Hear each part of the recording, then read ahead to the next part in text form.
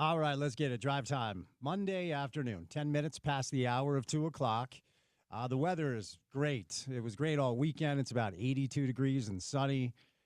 You can feel it. You guys felt it over the weekend, didn't you? Fall's on the way. College football is on the way. NFL preseason week 1 in the books. We've got a scrimmage for the University of Utah to talk about. We've got some sound from practice, Coach Witt, and some players talking about the first 2 weeks of Camp Kyle as Utah continues to prepare for their opener coming up in, just under 3 weeks now. We are right around the corner, and you could kind of feel the weather turn a little bit this weekend, couldn't you? Felt good out there. BYU with a scrimmage this weekend as well, both BYU and Utah.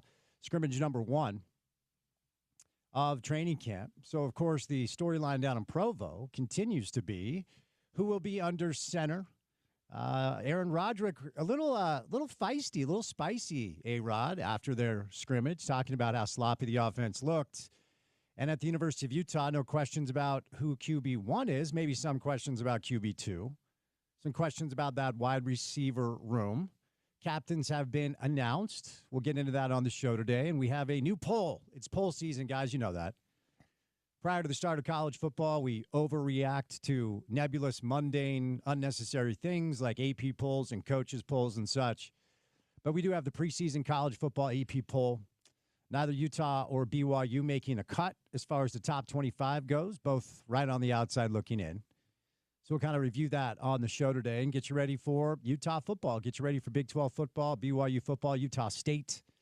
We'll open up against UTEP, all 3 of our in-state teams opening up on the 30th. So fun Saturday, just a couple of Saturdays away. And Big 12 football, college football, right around the corner. As I referenced, week 1 of the NFL preseason in the books. A lot of local players either trying to make teams or trying to make positional matchups go in their favor. We saw Zach Wilson on the field for Miami look pretty good. Tyler Huntley in backup duty for Cleveland after Shedeur Sanders had a very nice preseason debut, leading the Cleveland Browns on 3 different touchdown drives. Jackson Dart with a really good game for the Giants. A lot of buzz around Jackson Dart back in New York in the tri-state area. So a lot of football to get to on the program today. RSL fans not happy today. RSL brass, coaches, front office, not thrilled about the officiating in New York over the weekend. I guess technically New Jersey is where the New York Red Bulls play soccer. RSL took a 1-0 lead in the 3rd minute. Gozo got his 3rd goal of the season, but it was 2 goals from New York in the second half. One via a very questionable penalty kick after Diego Luna was very questionably sent off for a second yellow that was just so bad. Now, the silver lining is Diego looks tired, so he's going to get the week off. RSL travels to Charlotte coming up this weekend for another road tilt. As a result of the loss over the weekend and some of the results that didn't go their way, RSL on the wrong side now of the MLS playoff line.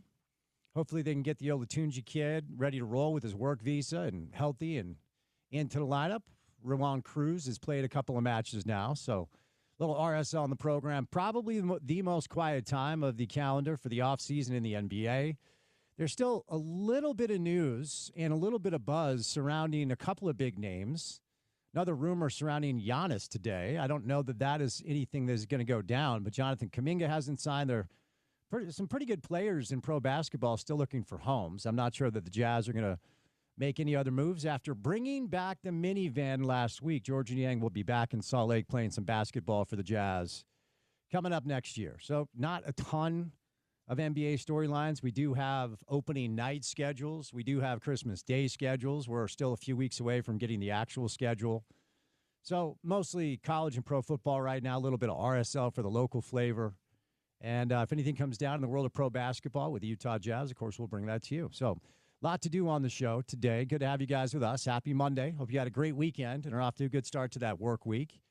Got a fun week planned for you guys. A couple remotes. I'll be at the Red Zone store up on campus on Wednesday, getting you guys ready for game day. We have our Utah football welcome party coming up on Wednesday here at the station. So excited for that. And we'll be out and about a little bit on the program leading up to football season, which is a fun time of year in the market. All right, our first guest today, the Wall of the Wasatch, Hall of Famer, Nick Raimondo stops by. He's doing some coaching for the RSL Academy kids. We'll get Nicky's take on Rafa Cabral channeling his inner Nick Rimando with some penalty kick saves. Cabral had another one on Sunday against New York. Talk some RSL and then see what Nicky has going on with a special cause in our community we'll tell you about. On the program today, our friend from KSL, Amy Donaldson, joins me live in studio. We'll get the update on what Amy has going on. We'll do some local sports, college football, maybe a little Utah Mammoth, whatever else Amy has going on today. We'll bring her in. We have a lot of sound from practice, and this time of year, typically we launch into a lot of our practice sound so you guys can kind of understand the tone and tenor of where Utah football is at. Just a few days away, honestly. We are kind of counting down the days now for Utah football to open up at the Rose Bowl against UCLA. So we'll bring you some practice sound today.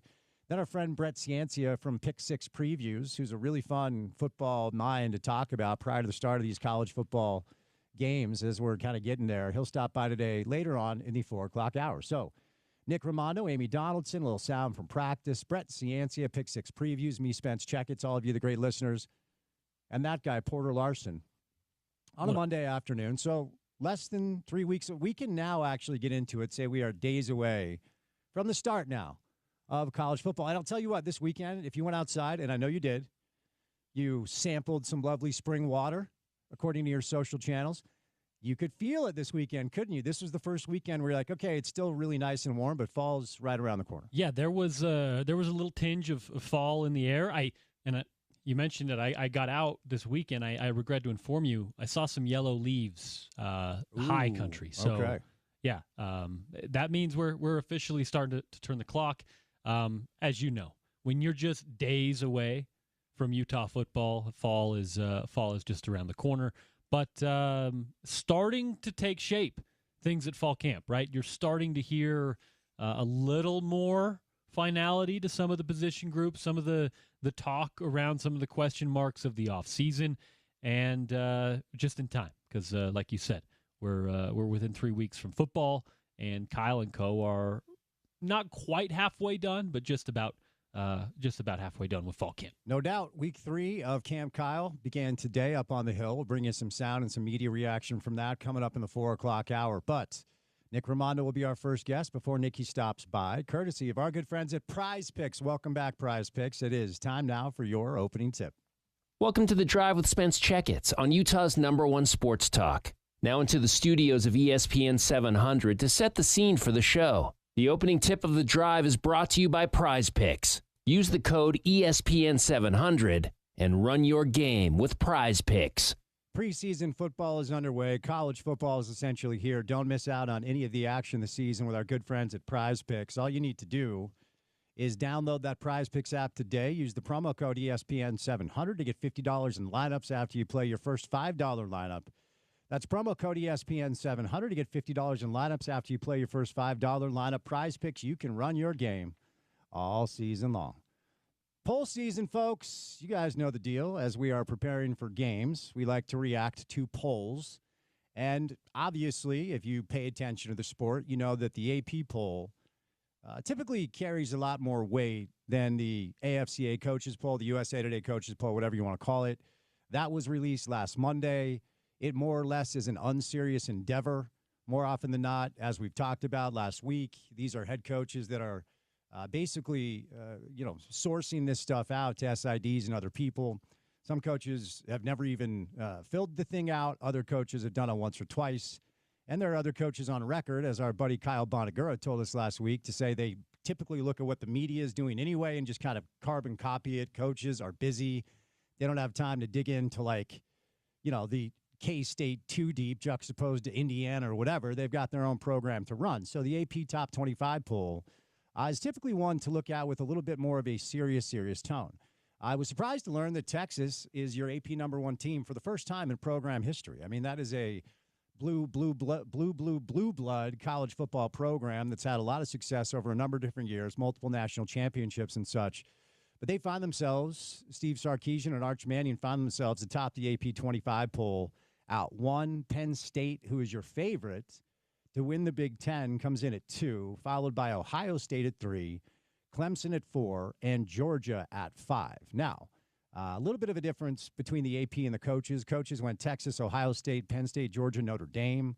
Notre Dame comes in at 6 for the AP. Both polls had Oregon at 7, Bama at 8, LSU at 9, Miami at 10. Arizona State, just like in the coaches poll, comes in at 11. They are your highest-ranked Big 12 team. Other Big 12 teams of note, K-State was 20th in the coaches poll. They're 17 in the AP poll. You're looking at Iowa State at 22. Texas Tech in that new oil money roster infused with a lot of talent comes in at 23. And both BYU and Utah barely on the outside looking in, but they're right next to each other. So Boise State is the final team in the top 25, and then BYU would be 26, Utah would be 27. Okay, BYU did make it in the top 25 for the coaches poll at 23.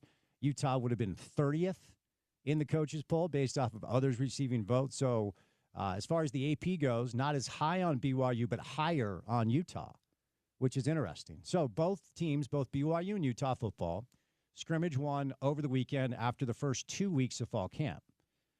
Brigham Young still has not decided on a quarterback, and Aaron Roderick, friend of the show, stops by a couple times throughout the course of the college football season, was a little more spicy than we typically see A-Rod during camp. He kind of bemoaned how sloppy the offense was. Now, both these programs, I find this kind of interesting, and this is a little bit of a paradigm shift if you're a BYU fan, and this is as a result of Kalani Sitake cutting his teeth under Coach Witt. This is a defense-first program now, just like Utah is. BYU's the same. These were the top 2 scoring defenses in the Big 12 a year ago. BYU is the number 13th rated overall defense in the entire country. They return a great linebacking core. We know the deal with Keanu Tanavasa, essentially transferring down to Provo. I don't know if you guys heard about that. You fans, you may have caught wind of that. So just like here in Salt Lake now, oftentimes when these scrimmages are held, it's pretty one-sided. And if you listened to Kalani and A-Rod after BYU scrimmage number 1, the defense dominated the entire thing. It feels like there's a little bit of momentum as far as naming the top 2 quarterbacks. It looks like it's going to be McKay Hillstead and the Bear Bachmeier kid, the freshman who played a little bit at Stanford. A-Rod wanted Bear Bachmeier out of high school badly. But it looks like maybe Trayson Bourguet is going to be the odd man out of this race. But we are less than 3 weeks away from game day. And as Jason Beck talked about last week, it's time to game plan specifically. If you're Utah, it's time to put in the UCLA game plan.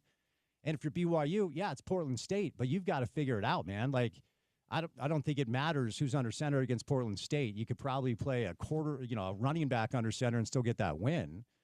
But at this point, when it comes to that position, you have to have a better idea of where you're at than I feel like BYU does. Now, is there a chance they know who the starter is? Sure there is. And A-Rod and Kalani today, according to sources, have decided they are going to wait until game day to announce it publicly, which I think oftentimes is silly. We've been over this with both Utah and BYU, this clandestine approach to like injuries and the ambiguity surrounding your roster about who's going to play and who isn't. I don't find that to be a competitive advantage. I'm not a college football coach, and that is a topic that's been highly debated. So we'll see what happens. And, of course, that's probably the biggest storyline in state when it comes to our local college football teams, because if you do not have a quarterback that you like, you might as well not even kick off. Now, for Utah's side of things, it's nice that we know that the job is Devin's. As far as the race to be his backup, I feel like every time Coach Beck or Coach Witt are asked about that position, they have a lot of really nice things to say about the Bird Ficklin kid, who probably plays a little bit more like Devin than Isaac does. Does that play into his favor? Bird is known as a little bit more of a dual threat. Isaac can run a bit. It's not like he is a Peyton Manning-type pocket quarterback who can't get out of the pocket if he needs to. We've seen Isaac escape before. It's not like he can't do that. But that's certainly a race to watch out for. The running back race, though, and you'll hear from Coach Witt in the 4 o'clock hour, we all thought that job was Wayshawn's, and it probably still is. But a running back room now by committee essentially, and look, that's not a bad thing. I don't think that's a knock on anybody. I think you want a crowded running back room with a lot of different options. The wide receivers, both Coach Witt and Coach Beck kind of alluded to the fact they feel good about their top 7. There are 17 wide receivers on the roster. There's only one wide receiver that has more than 30 career catches. Okay, so that's one of the reasons why I continue to be a little bit skeptical about exactly what this offense is going to look like. I know there's a lot of hope. Devin named the newcomer of the year in the Big 12. And I feel like there's a lot of optimism about what that could look like. But simply because I haven't seen it and I'm unfamiliar with the schemes, I'm unfamiliar with the talent, I will continue to say observation, not conclusion. Certainly during the non-conference portion of Utah's schedule, which includes winnable games. All three of them should be winnable games. Both Utah and BYU have a pretty soft non-con schedule this year. Utah at UCLA, they host Cal Poly. Then they'll be up for the Porter Larson Bowl in Laramie to take on the Wyoming Cowboys. Utah and BYU should enter conference play undefeated. And if you look at the way BYU's schedule shapes up, there's a legitimate shot that they're 6-0 heading into the Utah game in Provo. So it's Portland State, Stanford, East Carolina, an unserious non-con endeavor. It's at Colorado. Ton of question marks about Deion's team this year. West Virginia is probably one of the three worst teams in the Big 12. And Brett Brennan is coaching for his job this year down at Arizona. Noah Fafita's back, but defensively they were a sieve. There's a good chance that BYU is 6-0 entering game week for Utah in Provo. And Utah's task is a little bit tougher. Utah has one of the top three toughest schedules in the Big 12. BYU has one of the bottom three toughest schedules in the Big 12. After the non-con, Utah will host Texas Tech, a team that a lot of people are very, very curious about because of this infusion of money and this infusion of talent on the roster. They're at West Virginia and Morgantown, which should be a win, but then they get Arizona State at home. Utah has two of the best teams in the conference in their first three conference games. The good news, both those games are at Rice Eccles here in Salt Lake. And then we see what Utah and BYU have against each other down in Provo after the ASU game. So, fun time of year. Still some question marks on both rosters with some positional battles, but we are getting close to game day. Another honor for Spencer Fano today. Chris Lowe named ESPN's All-American team. For this is all of college football.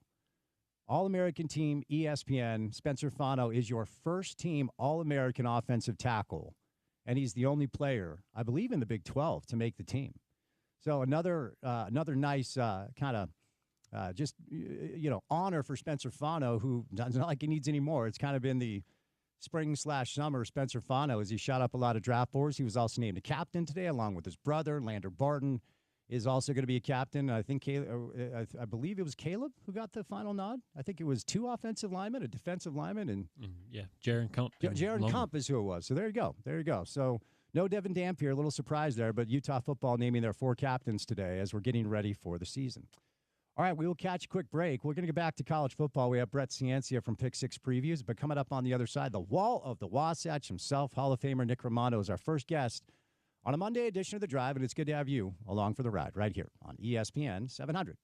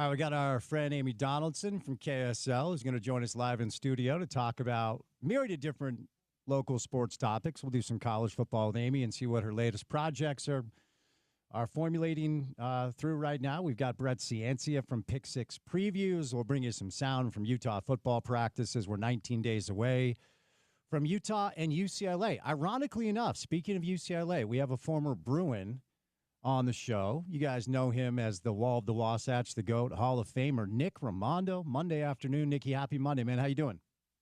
Spence, what's going on? Doing great. How you doing, man? I'm good, buddy. I appreciate your time. Do you stay connected to UCLA at all? Are you a basketball, football fan? You stay connected to your alma mater? I mean, I wouldn't say stay connected, but I definitely looking at the scores, seeing how they're doing. Obviously, my son's a big hooper, so we pay attention to the basketball team more so, but always love when the Bruins win. Wait, your boy's a basketball player, huh?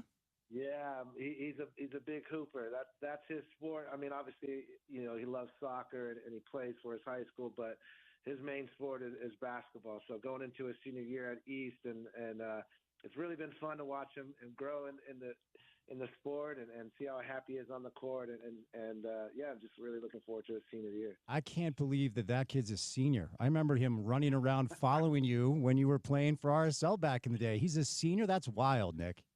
Don't blink your eyes. I know, man. My daughter's going to be a sophomore. My son's a senior. So, yeah, I'm in it. This is a fun time for me. That's amazing. Hey, I wanted to start out with your thoughts on watching Rafa Cabral this year. You know, during the Leagues Cup run, there was a little – now, this is kind of sacrilege because you did this at a high level for a number of years and you guys lifted a cup, but there was a little Raimondo feel to kind of the way he was stepping up in big moments during PKs, and he's the only player on the team that has played every minute this year. What are your thoughts watching Cabral play for RSL this year?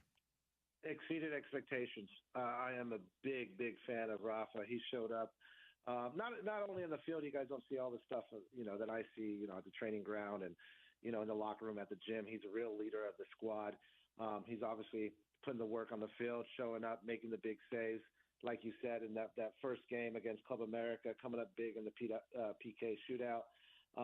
But just his presence back there, his calmness to the back line. And obviously you need a goalkeeper to make the big save for you here and there too. But big fan of Rafa. Another PK last night against New York.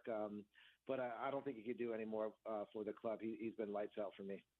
So now, obviously, the result didn't go the club's way yesterday, but overall, the form has been so much better, Nick. I think they have 2 losses in the last 11, you know, some draws here or there, and of course, that does include the Leagues Cup run, but a nice win over Club America, one of the powerhouse clubs in this region. Kind of felt like a road game in a way, but why do you think the club has turned it around? What do you most attribute the better form to? I think that sometimes it takes a little time to get on the same page. Obviously, it's later in the season now, but guys are finding their rhythm. Guys are performing, better now, and you know, obviously Diego's having a highlight year, and the confidence that kid has is unmatched. And you know, hopefully, you know, this weekend in Charlotte, we get a 3 points to get back into that playoff position. But I see them every day. Their training sessions, and the guys are putting in the work. You know, as we're getting better, every other team in this league is getting better too. So we just got to keep pushing.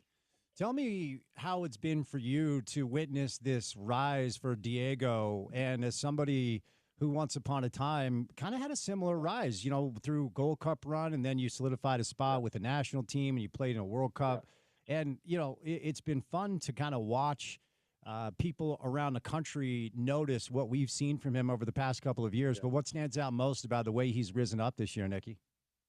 For me, he's got that dog mentality. He's out there fighting. He's setting the press. He's scoring goals. He's doing it on both sides of the ball on the pitch. And he's a fan favorite. You could see, you'll turn on social media or the TV. Everybody's talking about the kid, and he's just doing it, going out there and doing what he's done for so long. And just really proud of him. I'm glad he's getting the spotlight.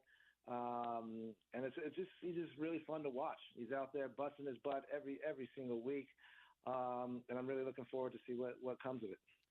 I also want to get your thoughts on Gozo, a player who I knew nothing about prior to the start of the season. And I had Pablo on. I think it was after the first goal that Gozo scored, and before he actually tallied a goal, he was dangerous for through a number of games. And I said to Pablo, I'm like, I think you got something with this kid. Local, which is always fun. West Valley kid. He gets his third goal over the weekend. If he continues to work, stay healthy, what does he look like when he's fully formed, in your opinion? Yeah, he's listen. We had him last year with the Monarchs. Did his time there. Saw him in the, had him with the academy. Like you said, local kids. So you always root for them. But Gozo can stretch the defense. He could run for days. He could start the press, and he's always done that. Now seeing him doing it at the highest level is even more special for me to watch. And again, he's bagging goals now, so his confidence has continued to go up. He'll listen to the coach. He'll do his role. He's a great kid. So just rooting for the kid and happy to see him, succeeding on the field. Have you had a chance to watch Rowan Cruz? And I'm not sure where we're at with the Olatunji kid. I know they're working on his work visa, but two big-time additions in the attack during the transfer window. Nick, what sort of info can you share with us?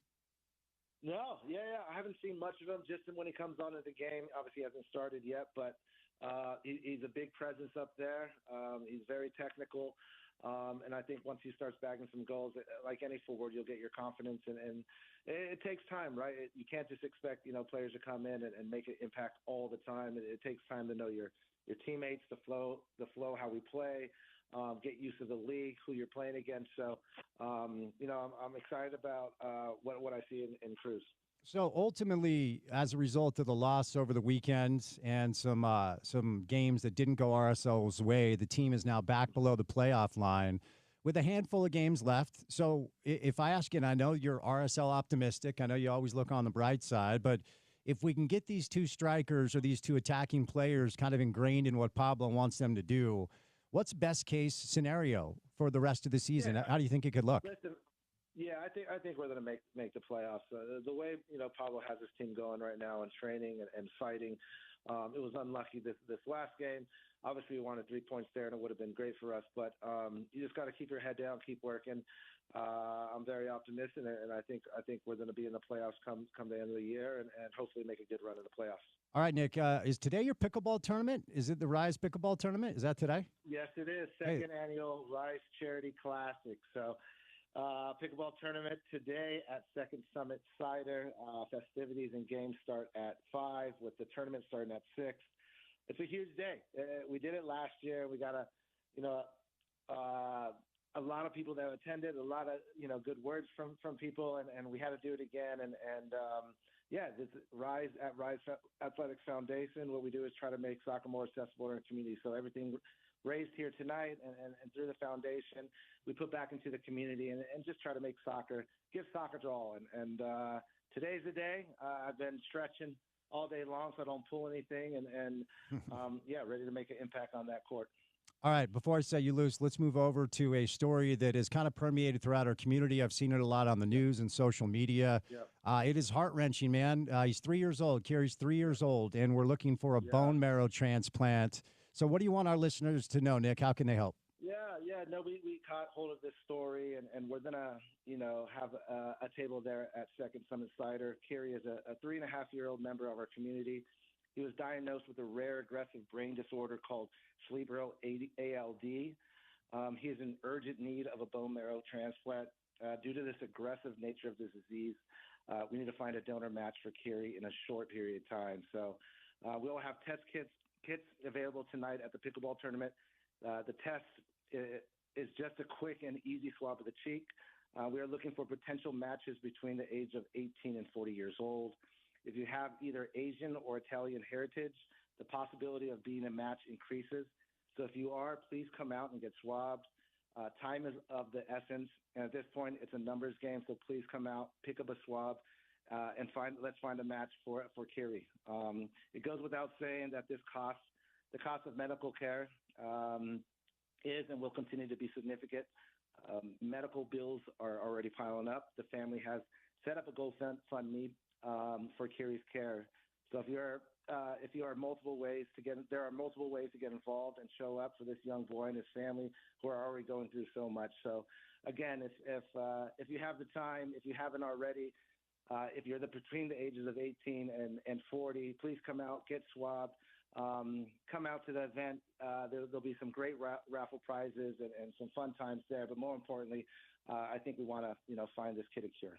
More information and links to the GoFundMe and Kerry's journey can be found at the website hopeforkerry.org. Nick, thanks for the time, buddy, and have a great event tonight, okay? I appreciate it. Thank you, Spence. Okay, again, hopeforkerry.org. You may have seen this story circulating on social media. A bunch of our local news outlets have covered it as well. Beautiful little kid, man. He's 3.5 years old. You pull up this website, and it tugs at your heartstrings. So you can head to the website, hopeforkerry.org, and there are links for the GoFundMe that you can donate. You can join the donor registry, and then they have locations where you can go get swabbed to see if you're a match. And as Nicky just said, at his pickleball tournament, and I would encourage you to go to Nick's socials, just his name, at Nick Raimondo on Instagram or Twitter, probably TikTok. He has the information about the pickleball event tonight that you can go attend, and you can enter to win some raffle prizes. You can play some pickleball. And while you're there, if you're between the ages of 18 and 40, just take a couple of minutes, get swabbed, and maybe you can save this kid's life. I mean, 3.5 years old, man. So hopeforkerry.org. And let's bring in Tony now to tell us more about this. Tony, how are you, sir? Hey, Spence, I'm great. How are you, man? Thanks for having me. I'm good, man. And my heart's aching as I'm looking at these pictures of this young man, 3.5 years old. I can't even imagine. Yeah. So tell us about this journey, Tony. What's this been like for you, and how can we help? Yeah, so Kiri has been diagnosed with cerebral ALD. It's a manifestation of his original diagnosis of adrenoleukodystrophy, or ALD for short. It was discovered in his newborn screening. And since then, he goes to biannual checkups and imaging to make sure that the disease hasn't progressed to this cerebral ALD. On July 23rd, we went to one of his routine MRI images, and unfortunately, later that day, we got the worst news that they found what they believed to be cerebral ALD in his brain stem. So we had a consultation with his doctors that following Tuesday, and they told us this plan forward, which entails a bone marrow transplant, which I know you and Nick Raimondo were just talking about. So Kiri his mom is Cambodian, and I am of European descent. So we're having kind of a challenging time finding a match for him. These bone marrow registries are kind of only in like developed countries. So Kiri's siblings, his two siblings, were in a match, and after your siblings are in a match, the best chance you have for finding a viable match is a random stranger somewhere in the world. So we've made this huge push to find a donor, and the community response has just been incredible. The support. The donor registry only had about 3,000 people before we started making this push, and as of this morning, they've had 8,000 new members join, just in Kiri's name alone, as well as everybody else who joins through their own avenues. So the support has just been incredible. Kiri's going to go in for his bone marrow transplant in the first part of September. Kiri's mom, Jasmine, called and asked for an update last week, and they were still looking for a bone marrow transplant. And it's kind of a long process. There's a lot of reasons that you can get ruled out, and it's also time sensitive. So that's why it's really beneficial to have multiple options, and why we're making such a big push to find multiple viable options for Kiri. Well, Tony, I'm a lot of things, and including the many things I am as a father. So my heart goes out to you. How you doing, man? How's the family doing throughout this process? We're doing really well. We've, like I mentioned, the support from the community and the love that we feel. I mean, there's total strangers out there running events to get swabs for Kiri. It's just been so powerful and so impactful for us. And, we're doing good. We told our kids that Kiri's going to go to the hospital for a while, and he's just such a sweet kid. His first concern was, am I going to get my siblings sick? He wanted to know if he was going to get his little brother and his older sister sick.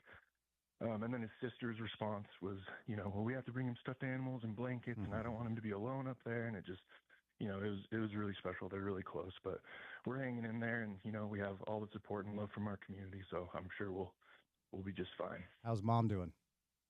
She's doing good. Okay. Yeah, she's a doer. Her and her family have just been amazing. I took a second to process everything, but they jumped right into action, and this huge campaign is a result of them. So we're really lucky. So we've got Nikki's pickleball tournament tonight, and there will be kits there where people can go get swabbed. Is that true? Yep, that's correct. We'll have a table set up. We have about 150 kits. I'll be there with a couple more gracious volunteers. And we have a pre-registration. If you text 61474, that's 61474. If you text Hope for Kiri to that, you can actually get sent the pre-registration screening, so you'll know if you're eligible, save you some time to come down. But we'd love to see you come down, support Rise Athletics and the community. And yeah, we'd love to see you guys regardless of if you're eligible or not. Okay, hopeforkiri.org is the website. There's a link to the GoFundMe, and there's a link to join the donor registry. So let me ask you this, Tony. For listeners that can't make it to Nikki's event tonight, are there other locations they can go to? Is the website the best place to go to get more information? Go ahead. Yeah, thank you for the reminder. The website, that hopeforkiri.org, has all of the links for the bone marrow registry, the GoFundMe, all of that stuff. And it has a list of all of the amazing businesses that have graciously signed up to have test kits. We update that every night at like 7 p.m. So what you see on there right now is the most up-to-date information that we have about who still has kits.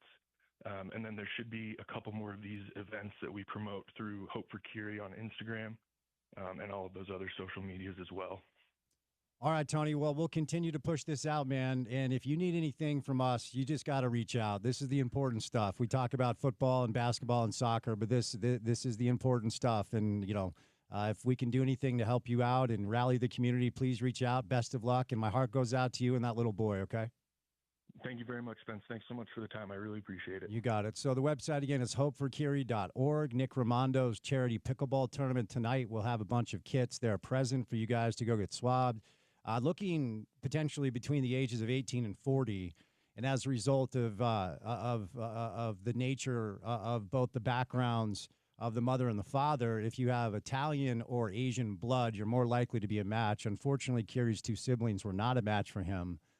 He is 3.5 years old, and this is heartbreaking because they're running out of time. That's what it comes down to. It's cerebral ALD, devastating and aggressive brain disease, and we're looking to find a bone marrow donor and a match to try to save this kid's life. So they're running out of time. And again, hopeforkiri.org. Nick Ramondo's pickleball tournament tonight, and as Tony just referenced, Tony is Kiri's father. Text right now 61474. Text Hope for Kiri to 61474, and they will text you a pre-screening. Just kind of something you have to fill out before you actually get screened, like a pre-screening document that you fill out before you head over to the pickleball tournament. On the website, hopeforkiri.org, there are links to the GoFundMe page. There's links to the donor registry and how you can get involved. And there's also information about where the new kits have arrived at several locations. So if you can't make it to Nick's pickleball tournament tonight, on the website, hopeforkiri.org, are other locations where if you just have a few spare minutes today, go see if you can save a life. Let's see if we can get this kid a bone marrow transplant so we can watch him grow, as opposed to the other, possibility at the age of 3.5, which I don't really even want to wrap my mind around. All right, we'll catch a quick break. We're going to bring in Amy Donaldson, our friend from KSL, live in studio today. Brett Ciancia, Pick Six previews. Sly's going to join us today. Stevenson Sylvester. So we have a lot of college football for you guys later on. It is The Drive on a Monday, and it's good to have you along for the ride.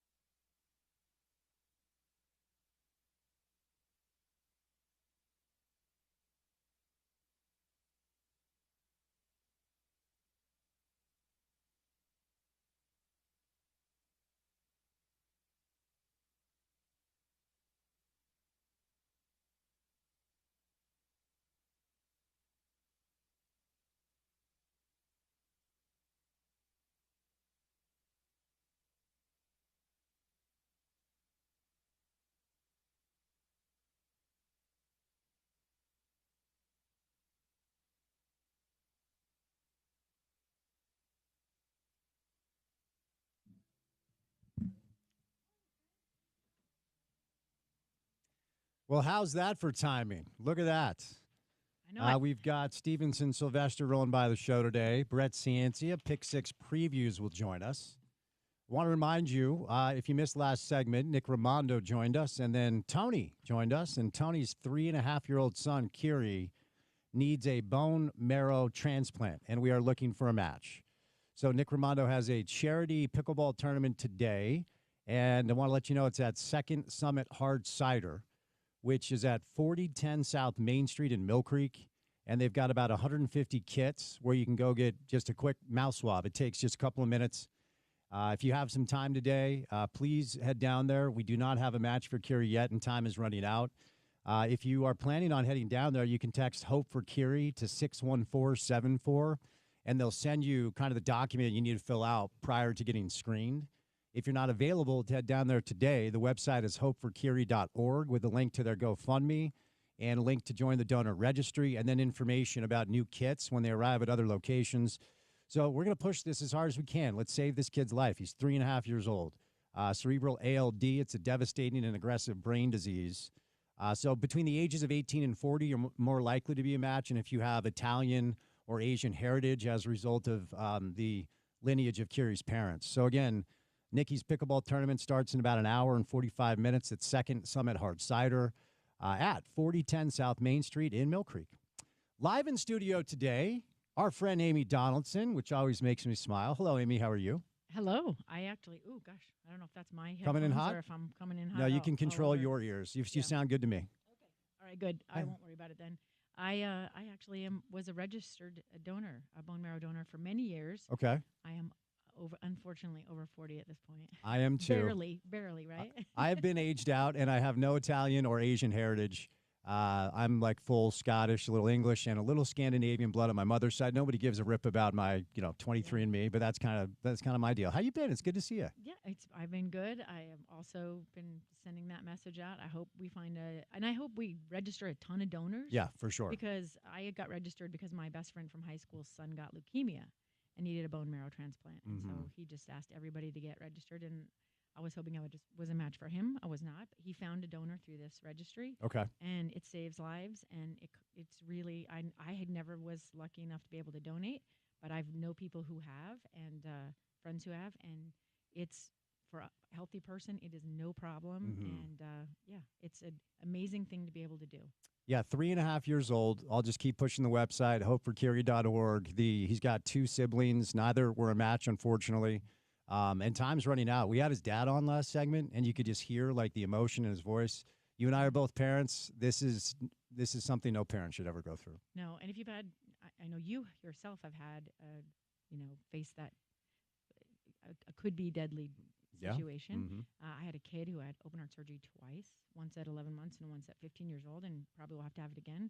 And it is, I think, the worst thing, because you like to think you could handle anything, you can do anything, you'll do anything, but it just reduces you to like, oh, you really have no power here. You have nothing, you can just love. Yeah. And so, like I said, hopefully his efforts will help a lot of kids, but also his. And please go get registered. Take the time. It's not hard. For sure. And you can play pickleball. My God. There you go. Yeah. I was like, I'm going to play in that pickleball tournament because I love pickleball so much, and but I have to work. Well, we'll get you out of here in time. I just came out of my basement to talk to you guys. Oh, did you really? Well, we love having you. Day. So hopeforkiri.org. And again, if you can head to Nikki's pickleball tournament, text Hope for Kiri right now to 61474, and they're going to send you the documentation you need to fill out to just get swabbed. Takes a couple minutes. 4010 South Main Street in Mill Creek. Starts at about 4:45. What are you working on? What's the latest with you? Let's get into it. I have so many little plates spinning. You know how that is. You know me, never just one thing. But right now I am working on a podcast that will be launching probably February to April of next year. Okay. Can't talk about it yet, but probably close in the next couple months. It's a sports related. But yeah, it's a sports related podcast, which I didn't plan on doing. I actually had a different podcast that I had been working on. And this one had kind of been on the back burner. You know how that is, just always have this idea. And it sort of bubbled up to the top. So that's what I've been working on, and it's consuming a lot of time. I'm also, I've been working on a book. So I went to a writer's conference a few weeks ago, and I have a writing coach who's checking in with me now and then. You have a writing coach? Oh, I have. My husband jokes about this. I go to more writing classes and conferences. He's like, you'd think you don't know how to write. But no, it does help. Does it really? Like you don't, yeah. And they know things, or they've come at it from a different perspective. I mean, the people think that because you write for newspaper, you know how to write. Writing for newspaper and then switching to podcast, completely different ballgame. Yeah. I question my decision every day for 2 years. Why did you give up something you were good at for something that you suck at? Now I finally feel like I'm like in first grade of podcast writing. You don't suck at it. Let's be clear. I don't think you did. You didn't read those first drafts. My friend. I should send you a blooper reel. You would enjoy it. Actually, Porter would enjoy it. But yeah, it's tough. I mean, it's a different kind of writing completely. And so, just for fun, I took a screenwriting class in the spring, and it really like just made me kind of reinvigorated with fun. I mean, this is the thing: when you write every day, in one form or another, it's hard to like then say, I'm gonna go have some fun and write some more because you're tired. It's writing is it's a little piece of your soul goes out into the thing, and yeah, so I love it. I'm doing my column again for KSL Sports. So they ran my first column last week. It's gonna be run on Wednesdays. Okay. So I'm happy to be doing that again because I have missed covering daily sports. I'm not gonna be doing daily sports, but I'm gonna be writing about some of the issues and players. And I asked for ideas, and I think I have 100 ideas. So okay. I still ask for them because, I mean, I think if we find a donor through this, I would love to talk to whoever ends up being a match, or if somebody else finds a match because they shared their story. I just remember this is why we share stories, right? This is why we do it to connect. We do it to help each other and remind us that none of us are in this game alone. What is your, well said, what's your first KSL column? Is it? It was on the Fulmer Brothers' new gym. Oh, nice. Yeah, and I actually submitted it a couple of months ago, but there was some maternity leave for someone else involved, and I was working on something else, so we finally got it done. But there's still time to donate to the gym, and for sure, it's always timeless. What the Fulmer family has done for this state, and not just in boxing, giving kids a sense of community, giving them a place to go. The young man that I found, his mom is a recovering addict. She'd been clean for a year when I met them. It saved their lives. They don't have a dad in their lives. They have all these amazing male role models, and he gets to go every day for free. Kids go and they can box for free. They learn discipline, how to take care of one another, the value of competition and good sportsmanship, right? There's so many things. And they have a study facility there. I don't know if you've been out there yet. Yeah, I was there for the opener. We did my show out there. Yeah. Okay. Yeah. I think I was out in the morning when they did the ribbon cutting. Yeah. So yeah, it's deluxe. I mean, I was so happy because I love the fact that there's a support. Like combat sports have always been a safety net for a lot of people living on the margins of society. But now there's a safety net there that's going to give them more options, even if they don't make it in boxing. They have community, they have study skills, they have help with their homework, they have food to eat. They have access to athletic trainers. There's just so much support there, and it's a beautiful building to boot. But yeah, I love it. And if you don't know anything about the history of boxing in Utah, all that stuff used to be in Don and Jean Fulmer's basements, and probably Jay's garage. And now it's like this amazing museum.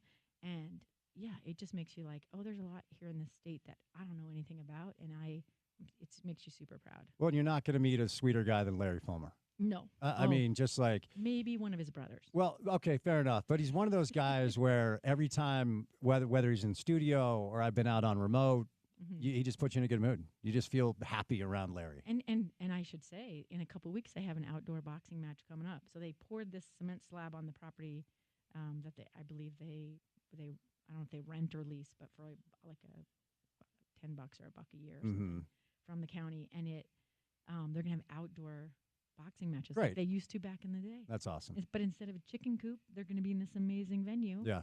And there will be real restrooms in case you're on the fence. That's always my requirement. Yeah, you got to have it. Is there a place to go to the bathroom? I'm down. And is there food? You know me. Yeah. Food is maybe more important than the restroom. And Porter, how long? So Deontay Wilder was there. Yeah. And he sat down, and I didn't know what to expect. We probably did a 45-minute segment with him, didn't we? I mean, he just waxed poetic forever. Yeah, it was a good long. It was most of our radio hour, which Yeah, about 40, 45 I minutes. miss it. I'm going to have to go back and listen because he was wonderful with those kids. People need to know Porter's magic with the clock based off of my lack of clock integrity. We call it time blindness with ADHD. Yeah, that's really what it is. Like, so I've always, in fact, it's interesting because you brought up the podcasting dynamic. You know, for 2 years, I was not doing this job. I just did podcasts only for 2 years. And when you have that experience, I was about, we're turning 6 this week. This show is 6 years old this week, which is pretty interesting. It both seems like it was yesterday and forever ago. I don't really know how to, time is such a mental construct. But during my 2 years of podcast only, you just see the movement of this attention economy moving digitally and online. So when I first took this job, I told Kayvon, I said, I want to try to make live radio sound podcasty. And I said, what that means is I'm blowing through my clock all the time. Like if I have a conversation that's going well, and one of my favorite pieces of feedback I get is if somebody sends me a message like, hey, I was running errands and you had Deontay Wilder on. And I sat in the Harmon's parking lot and I listened to you for 45 minutes. Like that's the coolest thing, 100%. I've been coming home I have to hear the end of this. Yeah.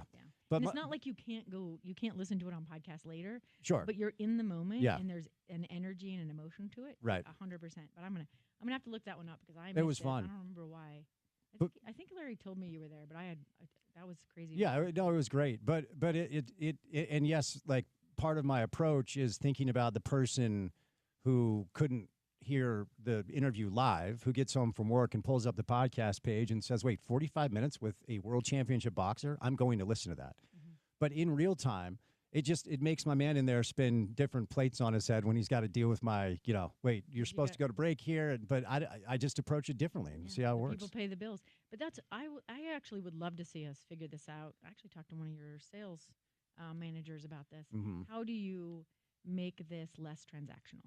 Like advertisers give you money, and then you give a product, right? And the listeners are the people you're trying to sell stuff to, right? What if it was we are all trying to do the same thing? We're trying to create this community, and we all benefit from it. So the advertisers that support your show, that listeners support them because they're not going to have as many ads, they're not going to have as many bricks, but they support those advertisers because they're supporting this unusual a format. That to me is like, let's try that. That would be super fun to try, but it's hard to get sales to go along with it because they're like, but we have to have this many ads and da-da-da-da, because that's what advertisers are sure will work. Yeah. And I just say, like, let's just try it a little bit. And podcasting is a great place to try it. Yeah.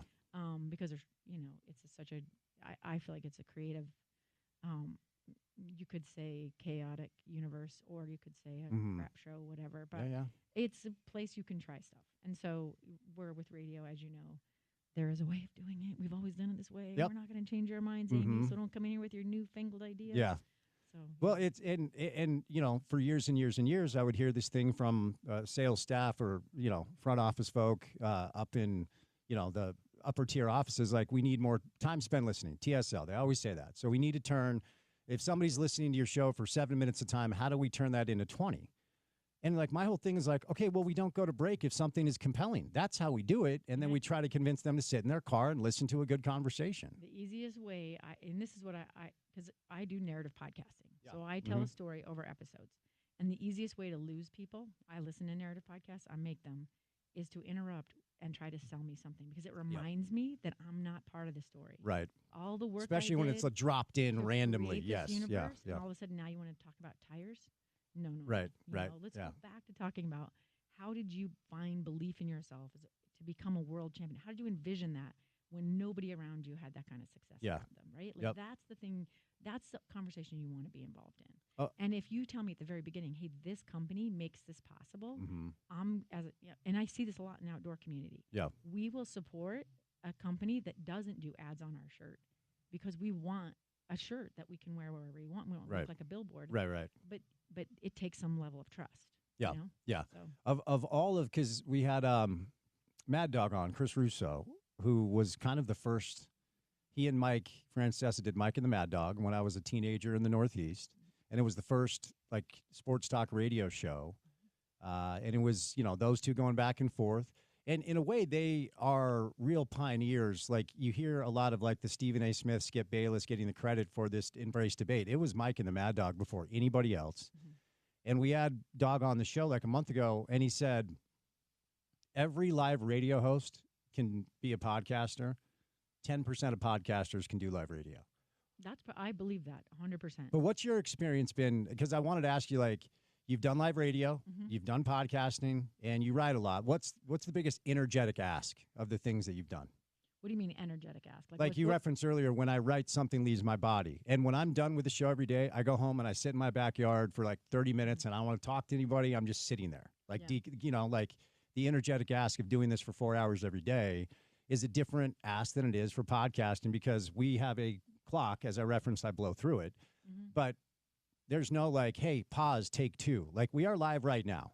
This is a live microphone. I think so they're different. So live radio to me, and I did 12 years of sports talk radio, and I mostly did high school stuff, but then filling in every time I did a 4-hour show versus my 2-hour show, I was reminded, how much more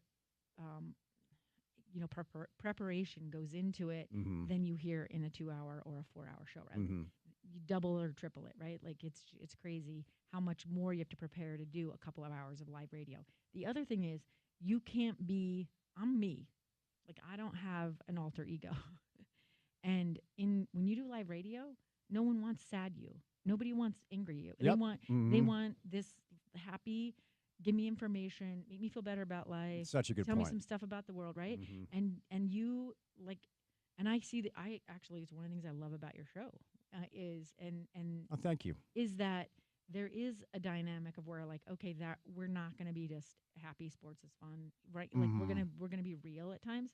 But I think for the most part, live radio is a persona that for me I find incredibly difficult to maintain. I can't be this thing you need all the time. It's like putting on a good face for your kids or something when you're PO'd. You know, we've all been like in a fight with our spouse and we have to go to a party and pretend we like each other. Like that's what I feel like live radio is. Yeah. Like whatever you're feeling, Taylor Swift has this song, You Can Do It With a Broken Heart. And Jason Kelsey talked about that. Like so many times you have to sit down in front of a microphone after you lose a game and you want to punch everybody in the face. And you have to sit there and try to be a good sport and talk nice and be happy and not say, what kind of freaking dumb question is that? Because there's a lot of dumb questions in those meetings, right? Yep. So to me, live radio is exhausting because of the masking aspect. And so that's, I'll put that aside. And the amount of preparation that everybody thinks you just go on and just shoot the crap, right? So there's no respect for the amount of work it takes. And a lot of people who don't work can make it in this business, and we're all in the same boat. Yeah. That is very problematic for me, and I don't like that. Because everything has to be fair. Sure. So then podcasting for me is different because I do narrative podcasting and it's years of thinking and researching and doing all kinds of interviews and reading all kinds of books. The one I'm writing for next year is I've read at least 6 books on this subject. And you have to immerse yourself in a story in a way that is it can be traumatic. I mean, I feel like sometimes you can, especially with a true crime podcast, you can feel some secondary trauma, or it triggers your own trauma, your own life, right? Yeah. And so there's that aspect of it. And writing for me is an absolutely participatory sport. It is not. I know people who just. I remember talking to another journalist about this, who I will not name, who said, "Stop. You just need to put a wall up between your emotions and the thing you're covering." And I was like, I don't know how to do that. Right. That's the beautiful thing about you, though. I'm glad. Well, I mean, I think but it makes it harder to do what they call a quick and dirty. Sure. Right. So that's why I didn't like quick and dirty. I was like, I'll do the cancer story because I can get into that. I can feel that, and I will be tired and sad. And like you say, you don't want to talk to anybody after, but I'll feel like I did something of value. Yeah. And for me, the reason to write anything or do any of this is that you do something to educate people, to inspire people, or help them figure out we can talk through a problem or an issue that we face as a group. So, and then as far as newspaper writing or the writing I do on my own, the book that I'm writing, it is the single most difficult thing I've ever done. And part of that is as a journalist and a person who's you've kind of lived half in the public eye and half out, right? You have kind of two lives. Yep. I've kind of not done that. I've kind of just let my life be my life. Mm-hmm. But in going through the book that I'm writing, it's a lot of parts that I haven't even shared with my closest friends, Yeah. right?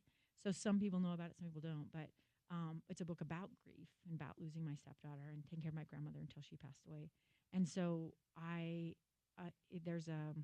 once wrote about being a victim of domestic violence in a column. And if you haven't had that experience, you're not going to understand what I'm going to say. But it was the most humiliating thing that I ever experienced as a professional journalist, to have my boss call me and say two things.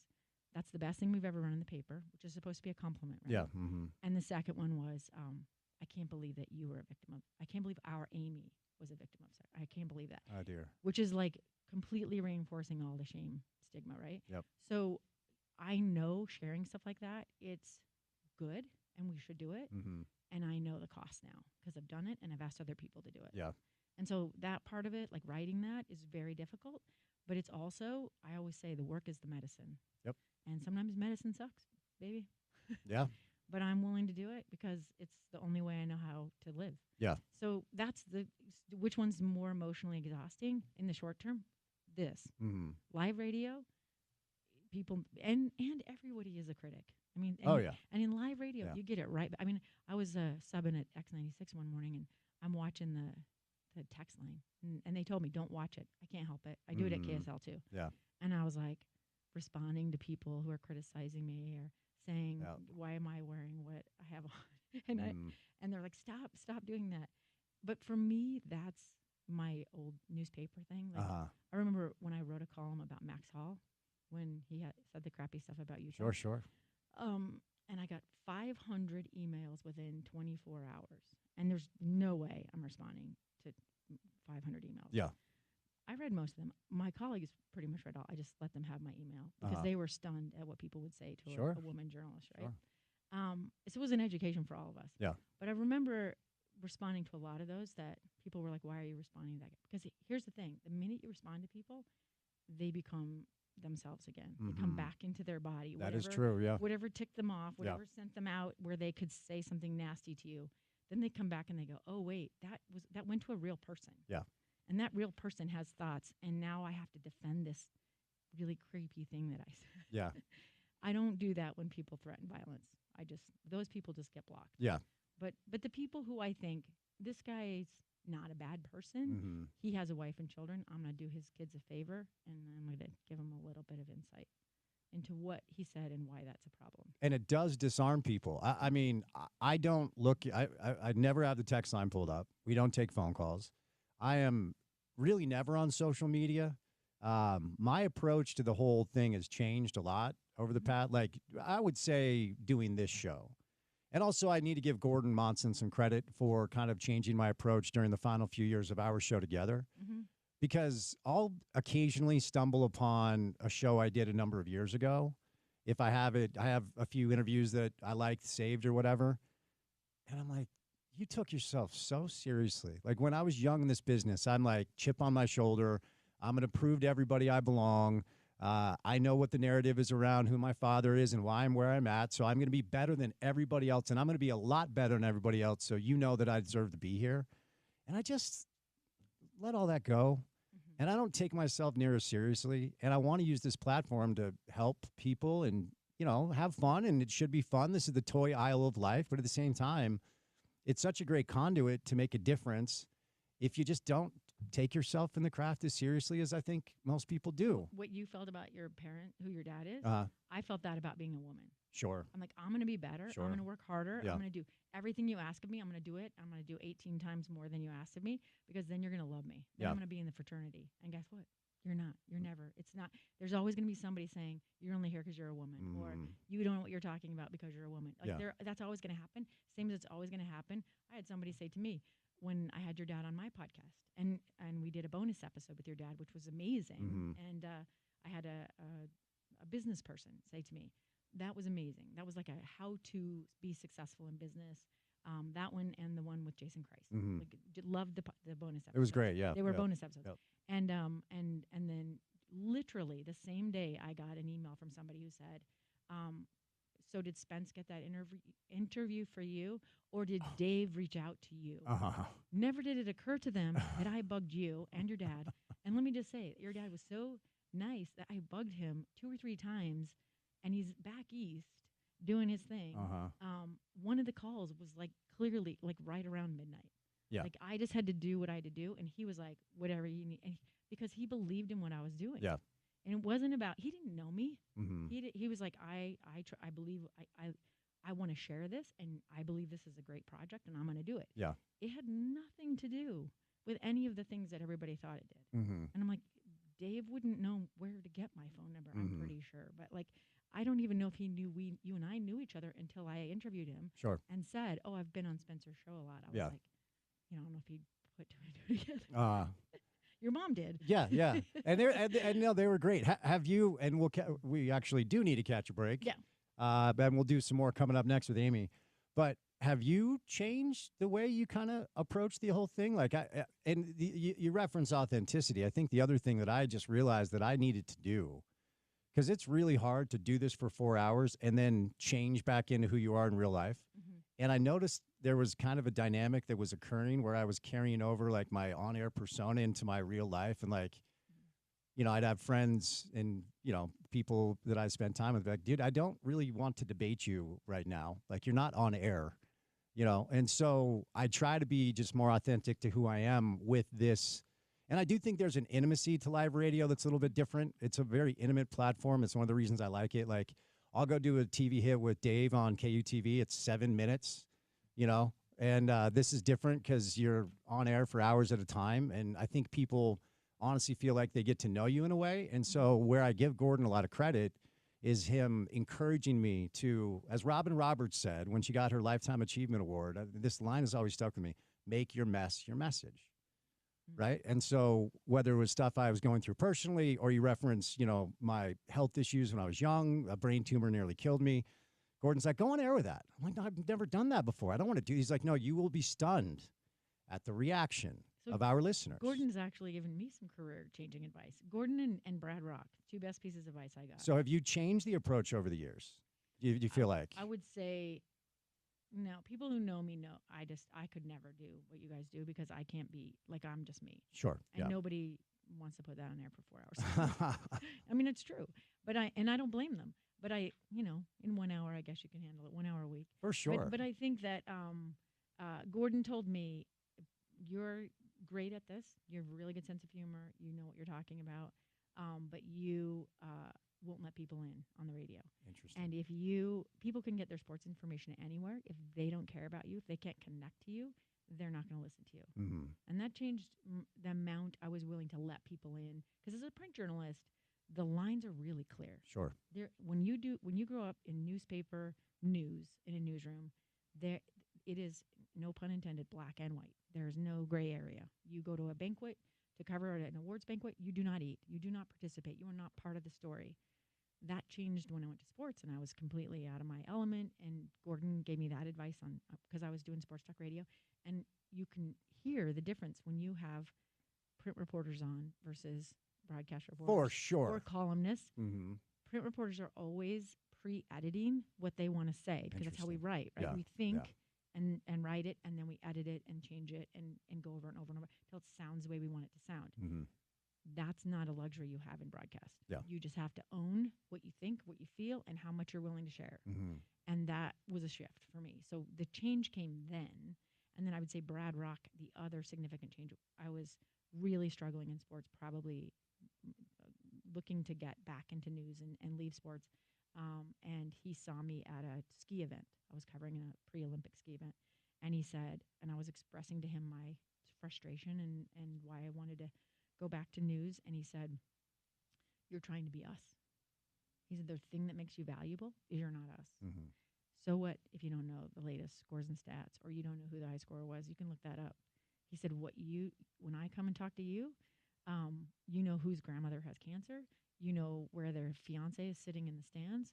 He's like, you're the only person I know who went over and sat with Larry Miller at a WNBA game and never came back to press row because Larry invited you to stay, and you stayed, and you have 3 or 4 stories now from that and a column. He's like, that's what you do well, and you need to value that because that's what we value. Yeah. And I realize, like, when oftentimes the thing you hate the most about yourself is your superpower.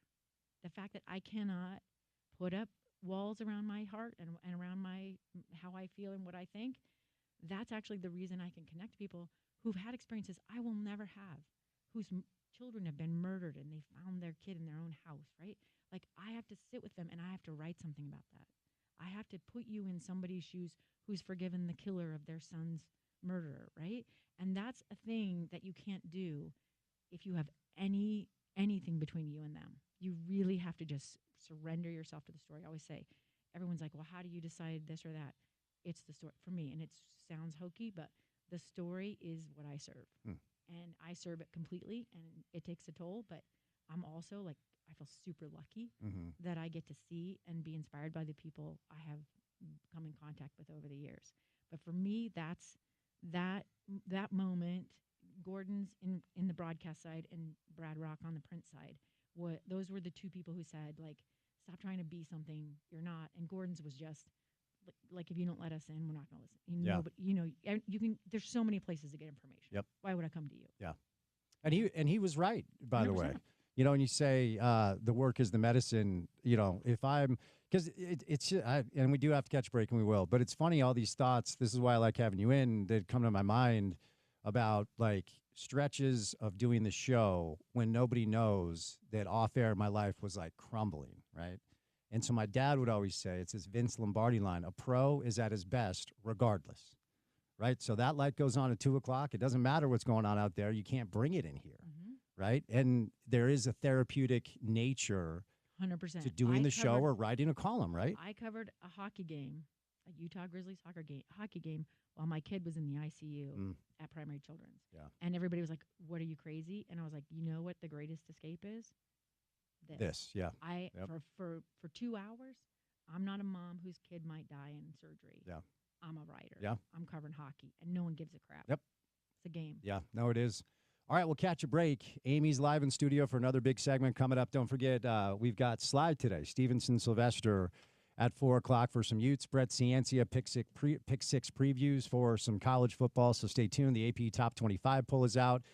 We got a new client on the program. Excited to introduce Game Day Men's Health. So we all have a lot going on, right? Bills, work, family, vacations, friends, kids.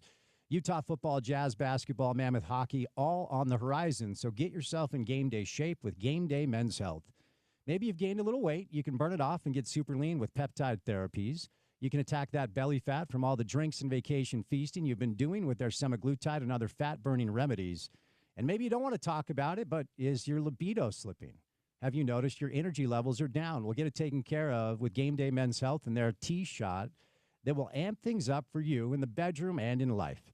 So excited to welcome them. They've got locations in Lehigh, Pleasant Grove, Cottonwood Heights, and South Ogden. Do yourself a favor if you feel tired all the time, and if you want to gain some of that muscle back and lose some weight, get that libido back, call Game Day Men's Health. Go in and get a free testosterone test and consultation. And if you mention ESPN, they're going to offer 50% off your first-year membership. So check them out. It's Game Day Men's Health here in Utah. Brand new client on the show. We'll catch a break. More with Amy coming up right here on ESPN 700.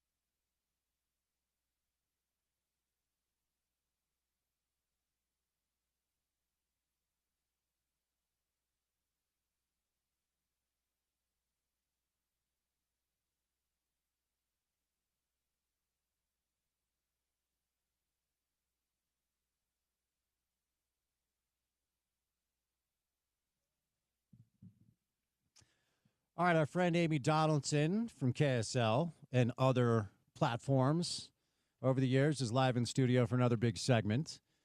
We're going to bring in Stevenson Sylvester today. Utah had a scrimmage over the weekend. We are 19 days away from game day. And then Brett Ciancia, Pick 6 previews, will stop by. So, Amy, you referenced during the break, last segment was like a 25, 30-minute hit just on a lot of different things. Mm-hmm. You know, we went all over the place talking about baseball there. Little inside baseball, and, you know, Yeah. maybe some people like it, maybe some people don't, but that's okay. Beauty of podcasting is you can listen to whatever part of the show you want to later on, but we're live now.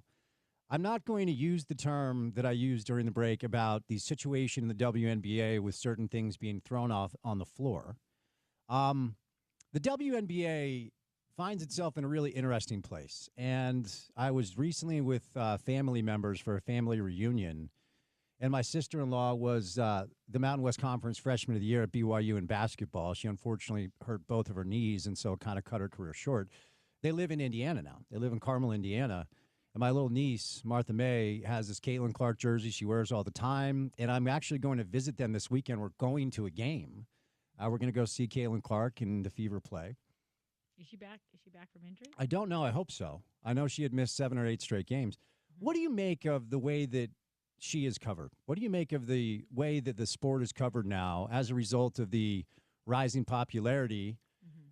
That I hate to say it does seem to be because of Caitlin Clark. I'm not saying it's only her, but no, I wouldn't disagree with that. What I guess what I would say is there's coverage from people who don't know anything about women's basketball and don't know anything about the league and don't care about that, and they feel like they have to get on board with everything that's popular. Mm-hmm. And she's definitely like she's you could ignore women's sports and you could ignore the WNBA 90% of the time before Caitlin Clark. Yeah.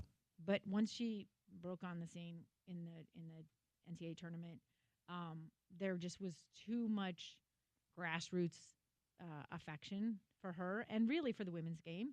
And so you saw this, everybody sort of saying, oh, well, this is super popular. We have to do something about it. And you see this a lot with non-traditional sports, but when it comes to women's sports, and I would say women's basketball in particular. Oh, really? Yeah. Why do you think that is? Because I think there is a sexual bias. There's a gender/sexuality bias. Okay. And if men, most of the media, I mean, they did these surveys every year when I was covering the Olympics, and they were 85 to 90% male, and similar statistic white. But all of my bosses, all the bosses in almost all the news organizations across the country are middle-aged white guys or older, right? And so they drive and decide ultimately what we cover. And most of my colleagues were guys, very few men of color, lots of males. Even if they're men of color, they're almost all male. And there were times in my career where I literally did not see a woman unless I was covering a women's game for weeks at a time, professionally, right? And I would be like, I would notice when I saw another woman journalist. I have a selfie in my phone of me and the 1 or 2 or 3 other. One time there were 4 of us at a football game. I made us take a selfie. Mm-hmm. We put it on social media because it was 4 of us, right? It was a high school game, so, there you go. Mm-hmm. But anyway, that was just so rare. Yeah. So when most of the people deciding what's get covered, where you spend resources in media are men, it's going to be a tall order for women to get even 30% of the coverage. Mm-hmm. If you just take a look, I mean, back in the day when we had daily newspapers, I did this all the time.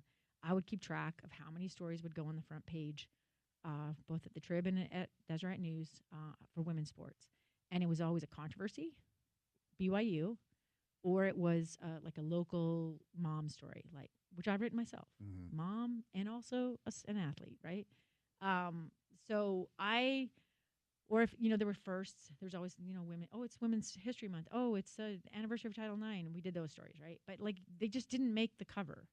And that, what I tell people is when you pay attention to something, that's what you're telling people what you care about. So if you don't pay attention to something, you don't care about it. And a lot of these guys, I would say sports talk radio is a hotbed of this, but there's a lot in newspaper and a number in broadcast as well, who haven't paid attention to the WNBA, don't even know how it works, don't care, and don't really see it as a league and an athletic league worth investing their time, energy, and money. And so those people now are forced to commentate and cover. And I heard so much crap, so much BS, so much, vomit, verbal vomit, I'll just say, from those people who had nothing good to say about women's sports. I covered the WNBA when the Utah Stars were here. I was the sidebar person for Linda Hamilton, 2 women covering. Shout out Linda Hamilton. Yeah, professional sports league. And it was the greatest 3 years of my professional. I loved it so much. It was so fun. I've also bought season tickets that I shared with 2 other families because I couldn't afford them by myself because I was a single mom at the time. And I took my daughter to those games so she could see, even if she didn't play sports, see these options. Yep. You want to see women and you want to go. We've seen political speeches. We've seen musicians. You want to see them in all these different roles, right? And I'm a kid, who grew up on the cusp of Title IX. I got opportunities my mom didn't have because of Title IX. So I was very cognizant of this when I took my kids and did things, my 2 daughters. But to listen to them talk about the rise of Caitlin Clark and why she was so popular and what was happening was disgusting. It's disheartening. It was infuriating. And there were a lot of really great journalists who I won't repeat all of their, but you can go back and read them, Sarah Spain among them, who kept saying, hey, you guys are new to this game. Let me help you out. And they just spit on her. Just, you don't know what you're talking about. You're just a lady who wants to be in sports. And that was really hard. So there was really good coverage of the rise, but I'll tell you, go back and watch the press conference when she got drafted. And the guy who's talking to her, Greg Doyle. Oh, yeah. Oh, that was painful. So yeah, I mean, you and I think we talked about that. We did. But she's had to deal with who is her boyfriend? Is she straight or gay? Paige Buchers, same thing. Is she Sophie? What's her name? That plays with Cunningham. That plays with Caitlin Clark now. Oh, she's hot and she's violent. We love this. So there's this subset. So there's really good coverage out there, but you have to work for it. And then there's a lot of noise of people who may know other sports. Really popular guys. Some of them I like and listen to their podcasts who really, really missed. And instead of correcting it, there's been a couple that have corrected it. But a lot of them have come in and not said, I don't know this space. Let me come into this space intelligently. Let me educate myself. Let me bring people in who will help me navigate this place in a way that isn't harmful. Because women already endure it. Why do you think there's so much abuse in women's sports? Right? There are things that we already endure. There are things, we're so lucky to be here. We're so happy to be at the table. We're so happy to have your breadcrumbs that we just don't ever ask for what we actually should get. And case in point, when the women wore at the All-Star game, pay us what we're worth, or whatever the T-shirt said, something about the pay, pay us what we should make, or pay us what we're worth. And everybody was upset about it. And people like Sarah Spain said, look at the TV contracts, look at this, let's compare it to other leagues. Are the women making what they should make, right? And everybody's like, well, they don't make money. Well, there's other leagues that don't make money that pay their players millions of dollars, right? So that's not, it's very complicated. But I think that the oversimplification and the sexism that's inherent in our business has made it both amazing and super fun, and I loved it. We've talked about it. It's given me a lot of hope for the future, but it's also just tiring how many people just refuse to evolve and learn and just say, oh, I learned this today. They just can't be wrong. And that's a bummer. Yeah, and the shirts that the women wore over All-Star Weekend, it was really easy in a vacuum to give a snapshot reaction about, okay, well, how much money does the league generate? What is the revenue of the WNBA? The ultimate reality is NBA players receive about 51% of basketball-related income, and WNBA players receive about 9.3% of their basketball-related income. Now, I don't have their P&L statements. I don't know what that league makes compared to the WNBA. I do know valuations for teams have gone through the roof to the tunes of hundreds of millions of dollars. But everybody in this attention economy, And that goes back to the sex toys being thrown on the floor. I mean, this cryptocurrency meme coin company is taking credit for it because they were clearly looking for attention. No, but and this to me is peak American sports moment. Women have fought and fought and fought just to get a tiny slice of attention, a tiny slice of the financing, a tiny slice of what's out there, right? And they finally get it. They're having this moment. Women's sports in general is having this moment where they're getting attention, where people want to invest financially in them. They want to invest their time with them. They want to learn their names. This is amazing, right? They want to pay attention to their records. And these dudes say, either we don't care about them, we just want a share of their attention. This is what happened. And this is what I think happened when Caitlin Clark came on the scene. These sports talk guys and there's some male columnists and podcasters who decided, oh my God, these women are having this moment. And they couldn't let us have this moment. They couldn't educate themselves. They couldn't defer to another. There were plenty of women who've covered the WNBA and men who've covered women's basketball in the WNBA. They could have had on their shows, but they didn't do that. They had to take a piece of that moment for themselves. They can't just let them succeed. They can't let them into this universe that they decided long ago was theirs, and they get to decide who comes in and why. Yeah. It's maddening. But to me, that sex toy thing was the same situation as the Caitlin Clark coming on the scene. Here's this moment. It's super fun.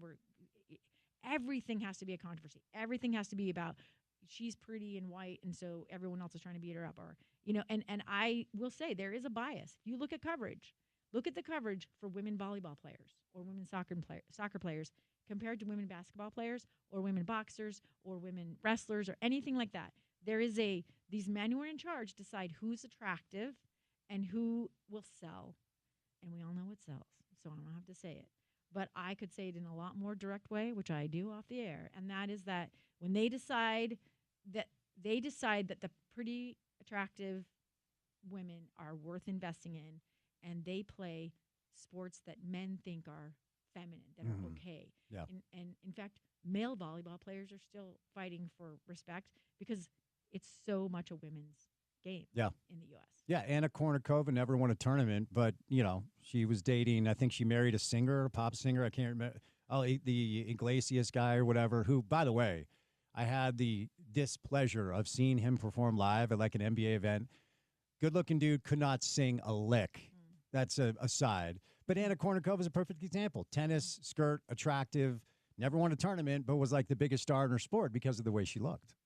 Biggest star because the media would pay attention to her. Sure. This is and this is the thing. And then, but if you get media attention, then you can get sponsors. And this is what I always say. Like when we brought the Royals back, amazing investment from the community, the organization. But I kept saying, like, there's this gap. How are you going to get the media to pay attention? Because if you can't get the media to pay attention, your sources of money will dry up. Because nobody wants to pay for something that just operates in the dark. Right. They want attention. Yep. They want to be part of a winning thing. And especially when you're not winning, how are you getting these women sponsorship deals? How are you getting sponsors for your program so that you can buy the players you need, so that you can get the investment that you need in those women? Yep. And that's the missing link that nobody really can answer. So the last WNBA CBA was 5 years ago. Okay, so here's some figures to just give you some context as to why the shirts were worn and why the players are asking for more. Because the easiest thing for people to do is to use the narrative. And look, the early years of the WNBA were bankrolled by the NBA. Nobody's running from that, but that was in the late 90s. That was 28 years ago. That was also their decision to invest in women's sports. So here are the figures. So last year, an 11-year, $2.2 billion TV deal with Disney, Amazon Prime, and NBC Universal. The league reported a jump of 48% in attendance, 170% increase in viewership, and a 601% rise in merchandise sales. And expansion fees and valuations now roughly average around $250 million. Okay, so again, these figures indicate that the money is there in a way that it has been prior to. And if you're a player and you look at the NHL where they get 48%, you look at the NBA where they get 51%, you look at Major League Baseball where it's 50%, NFL the same, and you are realizing that you are entitled to 9.3% of the revenue generated by your league, put yourself in their shoes. You would be pissed off too. And I think, I covered them when they had to have part-time jobs or full-time jobs. Go overseas, but no, they did both. Yeah. Some of them had full-time jobs, and one was a paramedic, I remember this, And I mean, Kate Starbird was a scientist. You know, she's Yeah. still like I followed her all during COVID. She's like she's a professor and a scientist, and she was one of the best wings in the WNBA at the time, right? Like, so I have trouble with just the ignorance of, oh, they're women, so they have. You should be grateful. All the it is. It's that you don't really belong here, and really, let me just say, all those people who talk like that, they're just telling on themselves at this point. Yep. So I'm fine letting them talk because now I know who I'm not listening to. Let me ask you about, and this is an interesting dynamic here, because a lot of young rookies in the NBA, there was a book called The Jordan Rules. You know, Michael Jordan, when he was a young player in the NBA, the Detroit Pistons had a rule, no layups, no dunks. You go in the lane and we're going to take your head off. Okay, so this isn't something that has only ever happened to Caitlin Clark. But there does seem to be some treatment of her from her peers. Oh, that's a little bit confusing to me. Why? What do you think that is? So again, I'll say this is there. That's not a figment of your imagination. That's true. And here's the thing: when you're a woman in business, they convince you that your biggest competition is other women, because there's only room for one of you at the big table. Yeah. So if you want to get in the big table, the room where it happens, then you got to beat out all these other women. They don't tell you the men are your competition, just the other women, right? So women are not the worst women. The worst people to me in my career have been other women in a lot of cases. Interesting. Right? My mentors are mostly men, and that is not an accident. It's because women are pitted against each other in business. Now, that has been shifting, right? But so imagine you grow up in that situation, and you're all competing for – there's only this tiny, tiny bit of spotlight. You know, this little tiny pinhole of spotlight. And if Caitlin Clark takes it all, there isn't any for Aja Wilson or Asia Wilson. There isn't any for, anybody, Paige Buchers. Like, you can't have two stars. Like, we love in the NBA that there's a bunch of good rivalries. That we love. That's what made the NBA great. It was what made it solvent. It was what made it a billion-dollar business. That's what works is these rivalries, is the good guy and the bad guy, is the villain and the hero. All those things really work. We love them, right?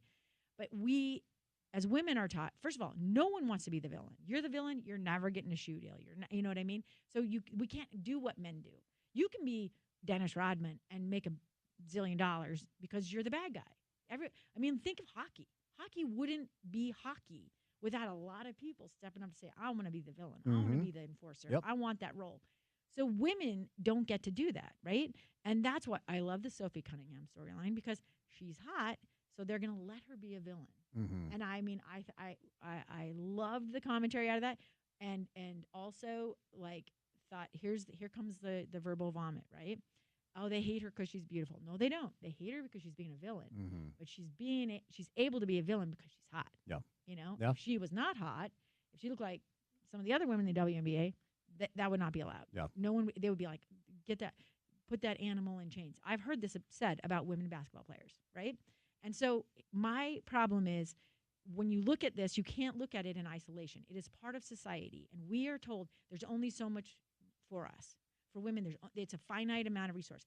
And what a lot of young women are learning is that's a lie. There's as much as we want to make. There is no. It's like love. There's no finite amount of it. We can create a different table. We can create a different universe. And a lot of the women are embracing it. Some of the women, especially the older women, are still indoctrinated the way I was, which is, hey, your competition is other women. Yeah.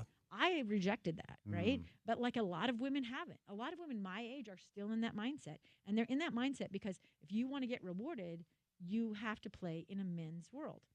I don't care about getting rewarded at this point. No. So, my reward is I get to do a job I love. Sure. And I work for a woman. Yep. And I work with women. So there you go. All right. Well said. Before I set you loose, give me a quick thought, because you referenced the Royals, and they trade Allie for $600K spread out over 3 years. And, the coach comes out and is like, yeah, she wanted to be traded. I can't speak to that. I don't know if that's the truth. But it's not a very good team. And she might be the starting striker for our women's national team during the next World Cup cycle. Oh, I'm sure. And the last time they were here, they were second in NWSL in attendance. Portland was the only other city that was outdrawing Salt Lake. I haven't seen the up-to-date numbers, but I've seen the crowds. They're not the same that they were. And now the Royals last time around had Becky and Kristen Press and several World Cup stars, but man, you get rid of Allie, and she seemed to be the main reason people were showing up. Well, I think I don't know. I don't know about why people are. I know I'm a season ticket holder, and I know why I do or don't show up, and it's not because of Allie. But I think the hard thing about the Allie trade is that they sent her to Kansas City, the best team in the league, who didn't need any help, right? And it just doesn't make any sense. Why you trade Donovan Mitchell, but you don't send him to your in conference rival. Sure, like you don't. You know what I mean? Yeah. There's some you don't want to stay here or whatever the reality is, right? Whatever the story behind the scenes is, we have to part ways. But the choice seemed like shooting yourself in the foot, right? And it seemed like there was no self-preservation mode, I guess. You know what I mean? Like, okay, this has to happen, but we're gonna do what we can to get X, Y, or Z. Yeah. It was like, let's just be nice for her. She wants to go there. Her friends are there, so cool. And it just seemed like, to me, it just reminded me of like a college thing or a little league thing. Like, it's not that big a deal. We're just friends, right? We're just having fun. And I'm like, this is business. Yeah. Right? So I think that was the thing that was baffling. I believe that she didn't want to stay here. I believe the coach when he was talking, and I think he's an amazing coach. And I know Dunny went off on David's show and said, you have to wonder, what's happening, whatever, like what kind of culture are they building, whatever. I mean, those are good questions to ask, right? But like, I think you can talk to the women, and they love what's being built there, and they love the way it's happening, right? Okay, good. And I mean, we did a little off the record thing, and I don't know that I've met a male coach that I would rather play for. Oh, good to hear. I don't know him at all. Yeah. And I won't talk about what was, because it was an off the record thing, but I asked very pointed questions, including like, do you know when your players are on their periods? So yeah, these are. I'll let you ask those questions. Because these affect a woman's health. Sure. In a way that, I mean, I'll never forget covering World Cup speed skating. This is the highest level of speed skating outside of the Olympics. And the woman who was the best speed skater in the world at the 1,000-meter finishes her race, goes over and throws up in a garbage can. So I'm thinking she must have the flu, right? I mean, you don't see that otherwise. Yeah. So we wait for our time in the mix zone, and I say, what's going on? She said, I started my period this morning. I ate food. I shouldn't have eaten food. It always makes me sick. And starts talking about it because any woman who's had a period knows it affects your health. It affects your ability to do all the things you do over all the other days, right? And it was the first time, though, a professional athlete had brought it into the mix zone. And the men were visibly like, I don't want to talk about Probably didn't know what to do about it. Yeah. Like, whoa. I wouldn't feel comfortable asking that question. I mean, I can tell you that much. Well, yeah. I didn't ask, are you on your period, right? I wouldn't Sure, ask someone that. Yeah. But I would say, like, what's up with you? I would say that to a male athlete. You just vomited in a garbage can after your race. What's going on? I'm not feeling great. This is what happened, right? I've had a football player say to me, I ate 3 Taco Bell burritos, and it was not a good choice. Sure, right? yeah. So you ask those questions because they give you context for what's happening. But like what I'm saying is, women are higher incidence of knee injury, loosened your joints. There are all kinds of problems, back injury, neck injury. There's no higher concussion the highest rate of concussion in high school sports is girls soccer. So there are reasons to know those things, right? And so I want to talk about those things with coaches and trainers and owners, and it hasn't been allowed. So I thought the perfect place was this off the record thing. It did make some people uncomfortable, I think, but you know who didn't get squeamish about it? The coach. Good. Who was like, not only do I know it, I know who and what and how it impacts them, and I change things up for them based on that. That's great. And that to me is like, that's where we have to go with coaching in general. Yeah. If we're going to be that sensitive about a man's injury or, we try to be that sensitive now with mental health, right? Why wouldn't we also factor in, if women, their cycle hormones are a major part of their lives, right? And so why wouldn't that be a thing we talk about with trainers and medical staff and coaches, right? But that's not happening. So I will say, I don't know all of what went into it. I was shocked at that there wasn't an attempt to get more or to make it so that it didn't hurt the Royals in the short term, and that it didn't hurt so much in like from a morale perspective. Mm-hmm. There should have been, I think, a bigger statement about like, hey, this is a situation. Here's why it's going to feel the way it's going to feel. But that was like, don't ask. Let's pretend that this doesn't matter. Yeah. And it matters. Yep. We already have, as we've said, an inferiority complex. We don't need to fuel that fire. We need to address it right out of the gate and say, this is going to hurt, but here's why it's not going to be. Here's why you shouldn't worry. Here's why you should still come out and support us. Here's what we're still doing. Mm-hmm. Yeah. And that didn't happen.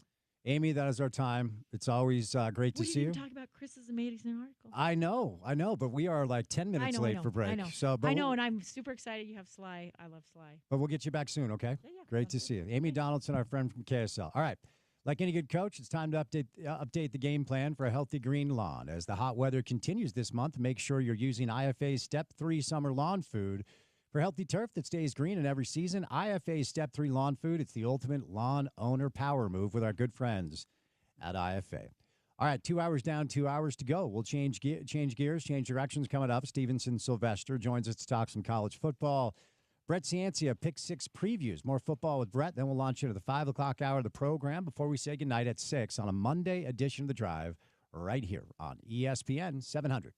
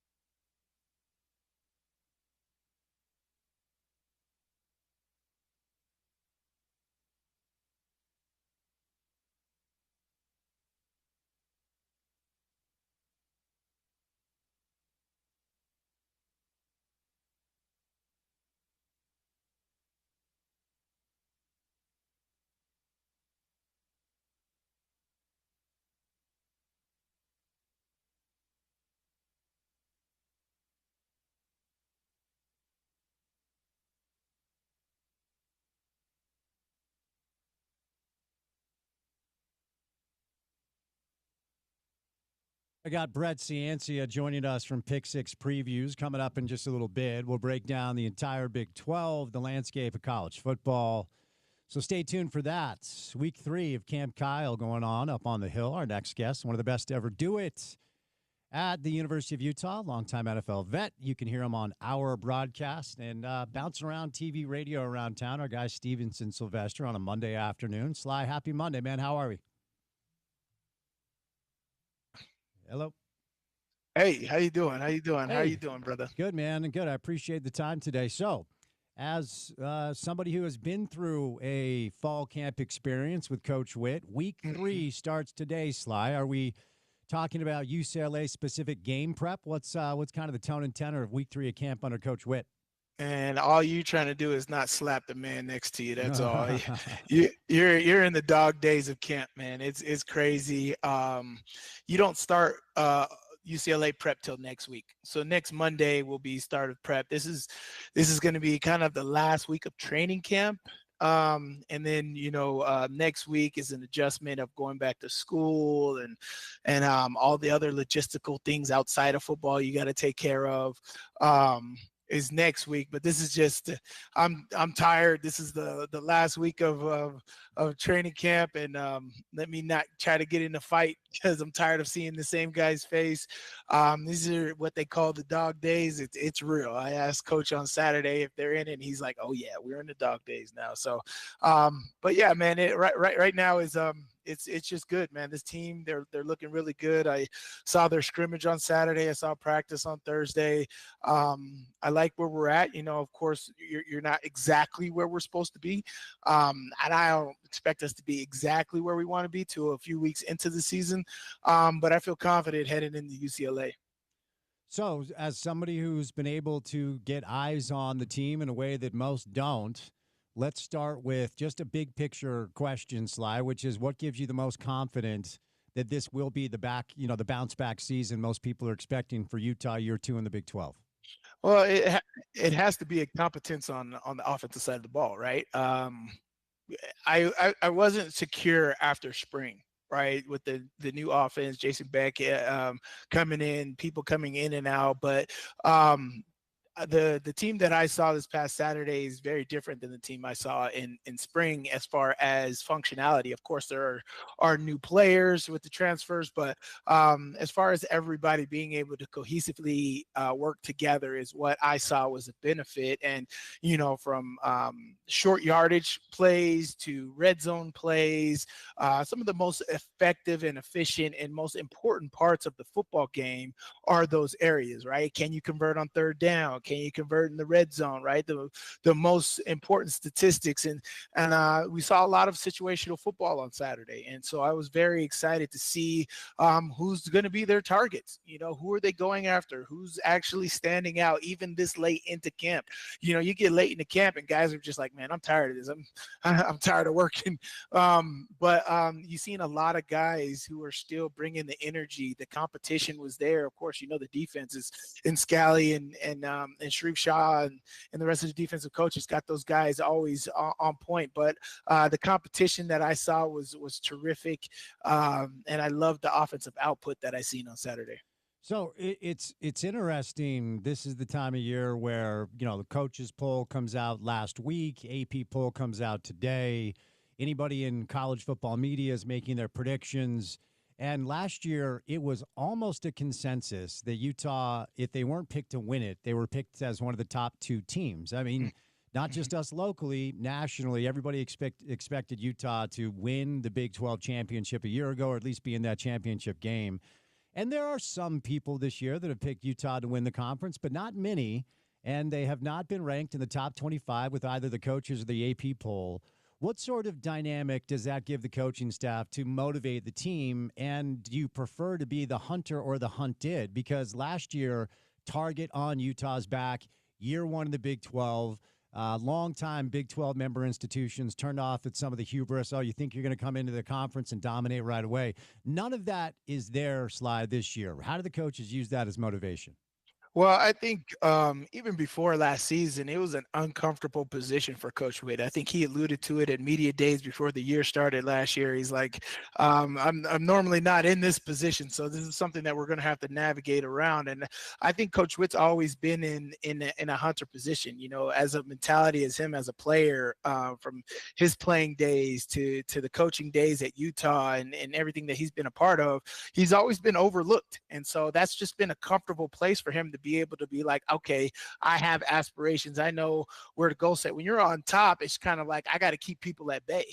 And that's just a different type of, honestly, it shouldn't, but like when you're motivating guys and you having all these outside voices, you're just going to have to, that's a different conversation that you have to tell people, because a head coach's or a coach's main job is to motivate. How do I get guys to be the best that they can be, right? And that's why Coach Witt is so good, but he's just more comfortable in that hunter position. I want to go get those guys who say that they're on top.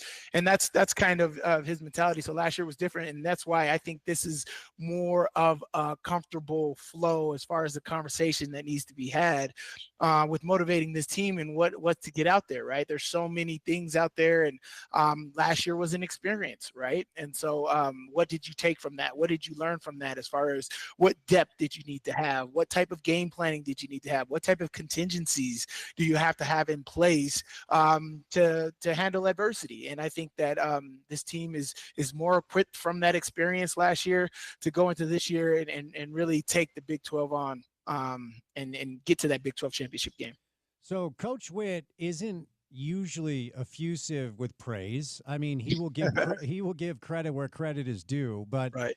For a program that has had Tony Bergstrom and Zane Beadles and Caleb Schlotteroff and Garrett Bowles and Chris Kemoatu and plenty of other offensive linemen that I could name, for Kyle to say this is the best offensive line he's ever had in 21 years at the University of Utah, when Kyle himself will make those types of maybe borderline hyperbolic statements, I think people stand up and pay attention. Another honor today for Spencer Fano, who was named as an ESPN preseason All-American and the best offensive tackle in the country, according to a lot of outlets. Are you in lockstep here? Do you believe this could potentially be the best O-line that Utah's ever had, and what does that mean for Devin under center? No, I mean, I'm a guy that is you got to prove it instead of somebody saying it, right? If you guys remember last year, he said this is the best offense that he's ever had as well, right? So even with one guy gone, how does our offense fall the way it did last year? So as a motivator, as we said, that's stuff that he has to say. Hopefully he's motivating this offensive line to be better and holding them, because one thing that Coach Witt has ever since my playing days, his biggest thing is leaders set the bar and demand everybody live up to that bar, right? So everybody's got to live up. And so if this offensive line is highly touted with 2 All-Americans, preseason All-Americans, they're leading the forefront. So you expect a lot out of them. So that's what I believe is coming from them. But I'm not crowning anybody before it's said and done. If I see 200 plus rushing yards on the ground per game and great offensive protection and allow Devin Dampier to get the ball downfield and give him time, that's when I'll do it. You know, I got to see the work instead of hear the work, right? And that's just one thing that we all have not been privy of, is the consistency of work, because it can all fall apart. This is supposed to be one of the best offenses Coach Whittingham has ever had or been a part of last year, and that was just not the case. And so I'm more on the sense of I want to see it, and I can't wait to see it in the Rose Bowl. There's no better feat. I think Spencer Fano is everything that he's I think he's worth every praise, every accolade that is out there, right? He's extremely athletic. He's a great leader. Guys love him. He does everything: pass protect, get out and run in the screen game. He's great in the run game, double team blocks, single blocks. You can put him on an island. He is your prototypical, backside block, and that's exactly what you need to have for a new offense. And so I love Spencer Fano and being able to have that weapon, but I love all the other weapons that are on this team, from Michael Mokafisi to Jaron Kump to Togi I to Caleb Lomu. Like, these guys are great. And up and coming Corner Canyon, I call him an All-American. The guy was all-world. And Ike Garcia, I can't wait to see him actually do some stuff because he's had a year to grow and be on here, and he's going to be a contributor in this. And I think that since this offensive line is so important, you're going to see a lot more of them. Right, you're going to see a lot more offensive line output this year, and I'm talking about run game being huge. So Wayshawn Parker, Nakiri Rogers, all these other guys that are running football, Hunter Andrews. You can see them having breakout years. I'm looking forward to that year where we had Mekhi Bernard, Tavion Thomas, and sorry, I'm forgetting the other running back's name. Where those guys could each go for 100 yards per game, and it'd be easy. I'm looking for an offensive line year like that, man. So it's supposed to be big outputs, but I don't want to put too much on this offense. I want to keep them in there, get their heads focused, and take it game by game, and see that output. 40-plus points a game is what we should be at. Interesting stuff there. I'm glad you mentioned it because Coach Witt himself, I think, and I'll just speak for myself, I was under the impression that it was going to be Wayshawn as like a bell cow. And look, you always want multiple. Like, there's nothing wrong with having 2, 3, 4 backs you like, as you referenced. But tell me what you've seen from both Wayshawn Parker and Nakiri Rogers, the two running backs that are competing for carries, according to Kyle himself. Oh, man. Biggest thing for me is their stature, right? I think Wayshawn is a really solid running back, and Nakiri is extremely versatile from the stuff that I've seen as far as catching the ball out of the backfield and being a very, very, very good complementary back. They've been giving our defense fits. And that's something that just doesn't happen, right? It's you got guys on that defensive front with Levani Damuni, Jonah Hall, Elander Barton, even coming down to the box with Teo Johnson, and you see our offensive line and running backs have some success, man, and that's great. That's good on good, right? And that's what I saw on Saturday. I saw the first team versus the first team, and everybody giving each other back and forth, man. Defense doing great, offense doing great, and it's awesome, man. So I love to see it. I can't wait to see Nakiri Rogers, of course, was in this system. So this is something that's very familiar with him. He's being able to help all the other running backs and understanding exactly what they should be looking for because he was in the system last year. Wayshawn Parker, he is, I believe he has the capability of being that 1,000-yard rusher we need, right? We need a 1,000-yard rusher. I think we're going to get it from Devin. Devin's speed is just elite. I mean, in practice right now, we can't really tell because you want your quarterback more focused on trying to complete that pass. But, boy, when he wants to pull that ball down and run, good luck, defense.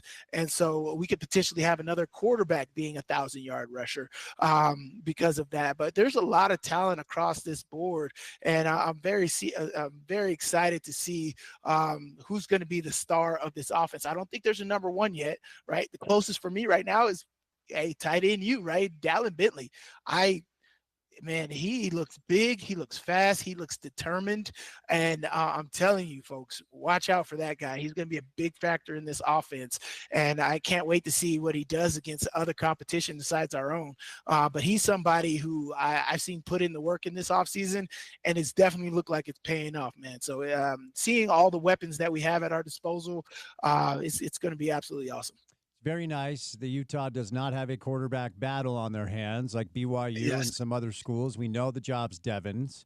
But behind him, I've been somewhat surprised to hear all this effusive praise for Bird Ficklin. I don't know anything about the kid at all. I'm not knocking on him. I'm just saying I thought the job would be Isaac's. It's interesting when you listen to Kyle and Coach Beck talk about Bird and, kind of dig into his pedigree a little bit. He does seem to play more like Devin does than Isaac would. I'm not saying Isaac can't escape. We've seen it before, but I wonder if that dynamic gives Bird a little bit of a hand up. How do you think that QB room is developing behind Devin as of now, Sly? It's more for me. It's got to be game plan, right? Bird Ficklin is talented. When you watched him in the spring, you're just like, "Is this kid's a freshman? Like, like what the heck?"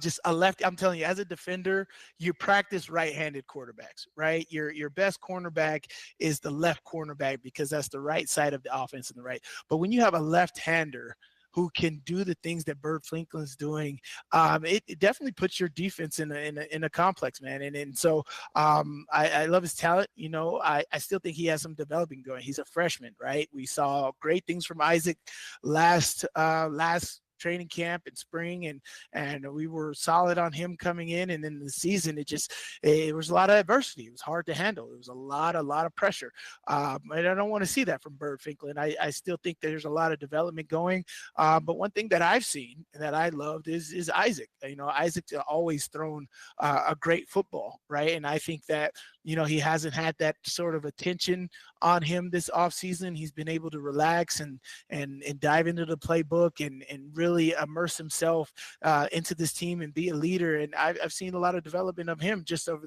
the past week from what I've seen in the spring to now. And it's more of a comfortability and confidence, right? Being a quarterback is all about confidence. And I never understood that till I was in the same locker room with Ben Roethlisberger. That guy had an elite confidence about himself that even if he threw an interception, he knew for a fact, I'm going to get a touchdown, right? And he's just, no, my odds of touchdown to interception ratio, I'm going to put my team in the best position to win, whether that's running the football or handing the ball off, or throwing a touchdown to Mike Wallace or Heinz Ward. And I just love that energy and that confidence that Ben Roethlisberger had. And at the quarterback position, that's what it's all about. So if Isaac can hone in on his confidence and don't let the outside noise or anything else shake it, he's a talented guy. As I said, Bird Franklin's talented, left-handed guy that puts defenses in a very hard position, but he's still a freshman. Right. And so he's got a lot to learn, a lot of experience, a lot of speed of the game. He's got to understand and consistency with throws. Right. We saw last year where simple out routes or simple flat routes were thrown into the dirt without pressure. Right. And that's freshman like behavior. And so I saw some of that from Bird, but, you know, that's not saying that he can't throw the football, but it's about consistency and confidence at the quarterback position. One more positional group question. So there are 17 wide receivers on the roster. There's only one, though, that has 30 career catches in college football. That's Ryan Davis, the New Mexico transfer. Coach Witt himself, with Sean and I at Big 12 Media Days, discussed a little bit of, I don't know if it's consternation, just unknown in that room. So what's your understanding about how that wide receiver room is shaking out as of now, Sly? As I was alluding to, man, I was just like, there's a lot of talent and there's no number one. Yep. I was like, Dallin Bentley for me right now is the number one and he's the tight end. But in the receiver room, I was seeing so many guys get touches, get looks, and pass the ball and do some amazing things from freshmen to sophomores to seniors to new transfers. I don't think that's determined on who we're going to get the ball to consistently. And one of these guys are all talented, and I think they're all worthy. So whoever ends up winning those jobs or winning those targets, I'm going to be happy with. I think it's going to be awesome. I actually like Tobias Merriweather, right? He's a 6'4", 6'5" body that's long, strong, and extremely competitive, and he can go up and get the ball. And he's had a great training camp. He's a new transfer, so we didn't get to see him in the spring, but he looks great. And I'd love to get him the ball in deep passing situations, because if defenses want to crowd the box for Devin, you're going to get a guy who could take the top off the defense in Tobias Merriweather, and who can be double cover from the post safety and the cornerback, and he can come down with it. That excites me, right? And then Dadrian Zipper, he's a guy who's been in the system and been around, and he's just a redshirt sophomore, but he's a guy that can run all the routes. I loved his route running from the days of practice that I've seen thus far. And so we just have no idea who's going to be that guy to come out, right? And from it being Nate Johnson or it being Justin Stevenson, there's not a true number one guy, but I think by the time game comes, we're going to see those guys step up and make it happen. Sly, before I set you loose, I have a question about a teammate of yours, and I've often said this before, and I'm sure it could be open for debate, but I believe the 2009 Sugar Bowl win over Alabama is potentially the best individual accomplishment that any Utah football team has ever had, obviously capping an undefeated season, and it was one of my first Utah football teams that I covered as a full-time media member, so I have a soft spot in my heart for your team, as you know.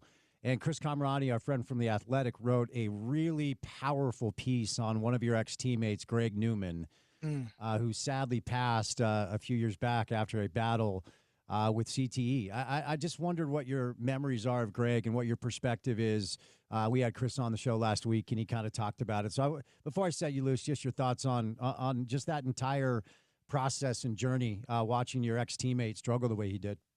Yeah, I appreciate you bringing that up and shedding light on Greg Newman, and just knowing that my biggest takeaway is it could be any of us, right? That's suffering, and we don't know. But Greg was great, just a highly competitive human being, and I was doing a story with his mom and sister, and I found out even more things that I didn't even know about him, right? And so it just brought me back to just his energy and what he was willing to do for our football team, right? He was a defensive end, linebacker in high school, but was a defensive end for us, and was playing 3 technique.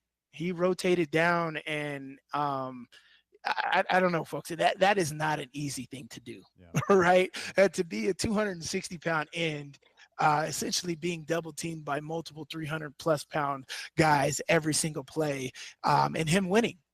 He was just an extreme motor, and I just knew that he was a competitive guy. He loved winning, and he was a leader on our defense, and loved playing with him because it's exactly what I said about Coach Witt and leaders, right? They set the bar and demand everybody follow it. Greg Newman was that type of guy. He was a very determined guy, and even after football, right? He was very good at numbers and financials, right? So he went to Wall Street. He was doing very well on Wall Street until COVID hit, and he couldn't be in a competitive environment, and things just got worse right after that. And so but he was just a very dedicated person to the team. He was a big reason why we went undefeated in 08 and 09. And I loved him as a teammate, and I appreciate, everybody shedding light on that situation, because it's not something that we should pass over. And from talking with his parents, it's like, it could be anybody. Right. There's people who snowboarding, and you're going down a half pipe, and you have head injury, and it's in there. Everything should seem fine, but there's one point where it can really mess with you. And so Greg just had a tough go of it, finding himself after football, and he was just a great human being. He loved being around people, loved giving back and helping out where he could. But he was a big part of our undefeated year in 2008. Sly, thanks for the time, my friend. Appreciate it on Monday. Have a great week, and we'll get you back on soon, okay? You got it. Thanks, Spence. All right, the great Stevenson Sylvester, one of the best to ever do it at the University of Utah at the linebacker position, Super Bowl winner in the NFL with the Pittsburgh Steelers, part of our broadcast team, and it will be part of our Utah football coverage all year long.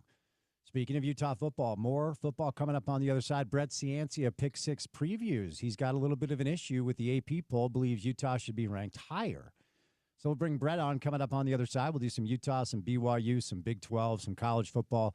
Moving to the 5 o'clock hour of the program, all before we say goodnight at 6 on a Monday show right here on ESPN 700.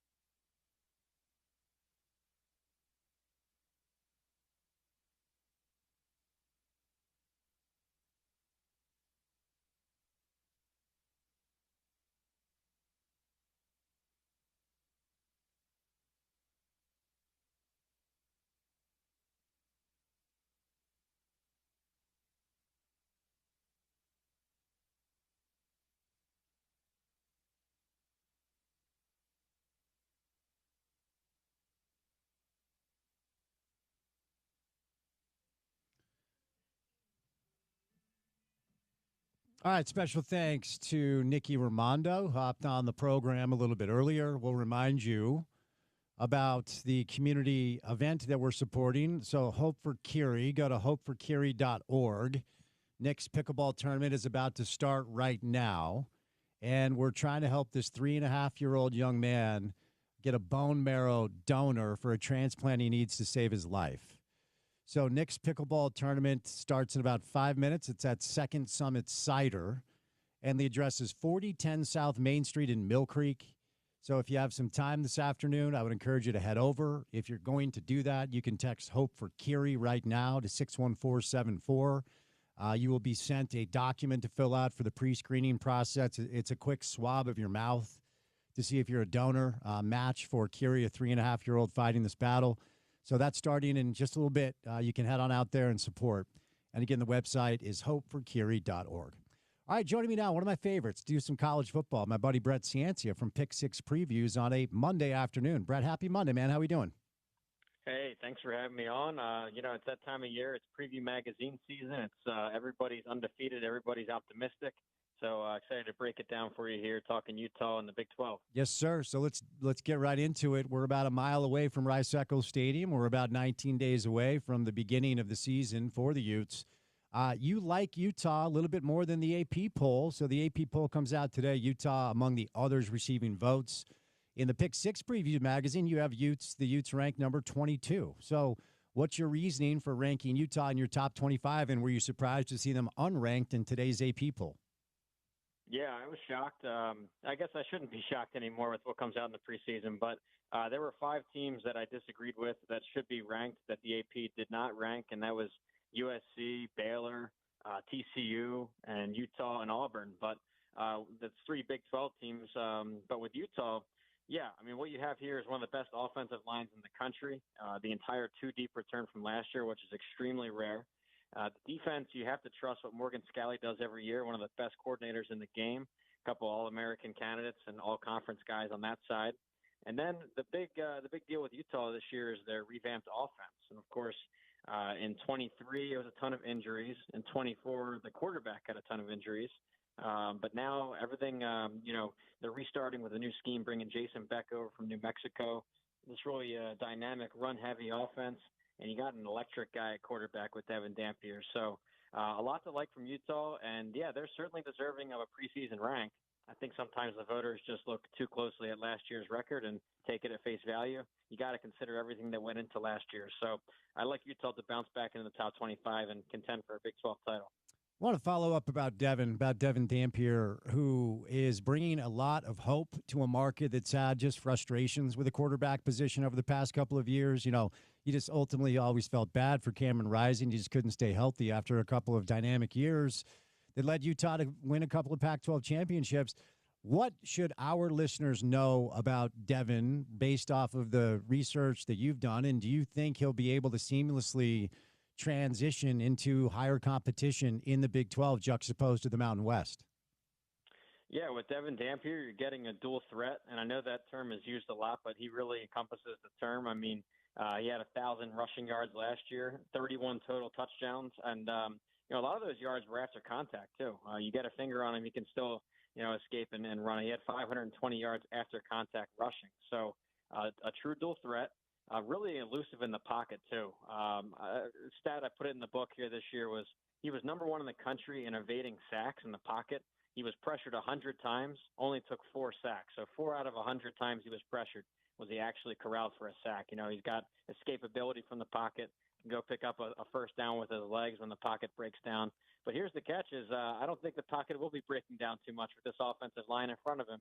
So to your other part of the question, stepping up from the Mountain West to the Big 12, certainly that'll be an adjustment. The game will be faster, but also he benefits from having a better line in front of him. This is a real Big 12, my number 1 Big 12 offensive line, a top 10 national line.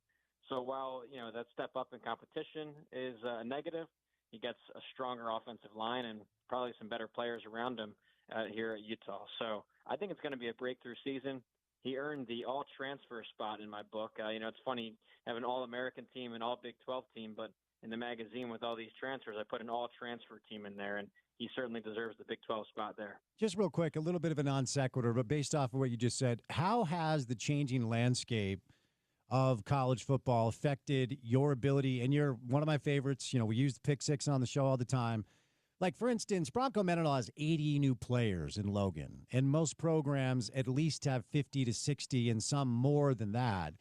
How has that changed the way that you've had to adjust to do your job to try to analyze groups of players that are entirely brand new just from a year ago? It's complicated the preview magazine process tenfold. I mean, I launched this back in 2012, and if you go back in time to 2012, that was still the BCS era. We had something called the Big East and the Pac-10, and it was just a simpler time. But now, back then you would look at just returning starters, recruiting, and who left early for the pros, if anybody. That was it. That was the formula. Now it's so much more complex. But I do go player by player, position by position, and really just put context in the book about, which transfers are important, which ones had success at the last level, because really every situation is different. But I think that's it makes it more complex from my angle, but I think to the reader it brings a lot more value because you can pick up the Pick Six Previews magazine and learn right away about who's coming in, who's leaving, why, and put it within the context of the team. And, you're not going to find abbreviations or acronyms or jargon. I mean, it's pretty straightforward, and I tell you what's going on in each program. All right, so generally speaking, it's interesting to see your rankings as far as Big 12 teams go. And then, the unserious endeavor of the coaches poll last week. The AP poll involves people that do seem to pay attention. Where does Utah rank? You can throw a tier out there. Who do you like in the Big 12? How many teams you think can legitimately win this conference?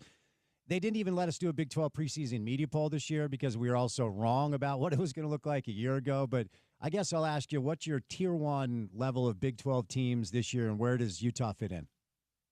Yeah, well, I think it's the most wide open conference I've ever covered here. It's my 14th year doing Pick Six Previews and do all 4 Power 4 conferences, and I think this is the most wide open yet. And I say that because talk to head coaches, talk to coordinators about some of their opponents coming up, and try and get them to talk about who the favorites are. They'll give you 10 different teams. They'll say there isn't really a favorite here. It's just a cluster of top 25 and top 40 caliber teams.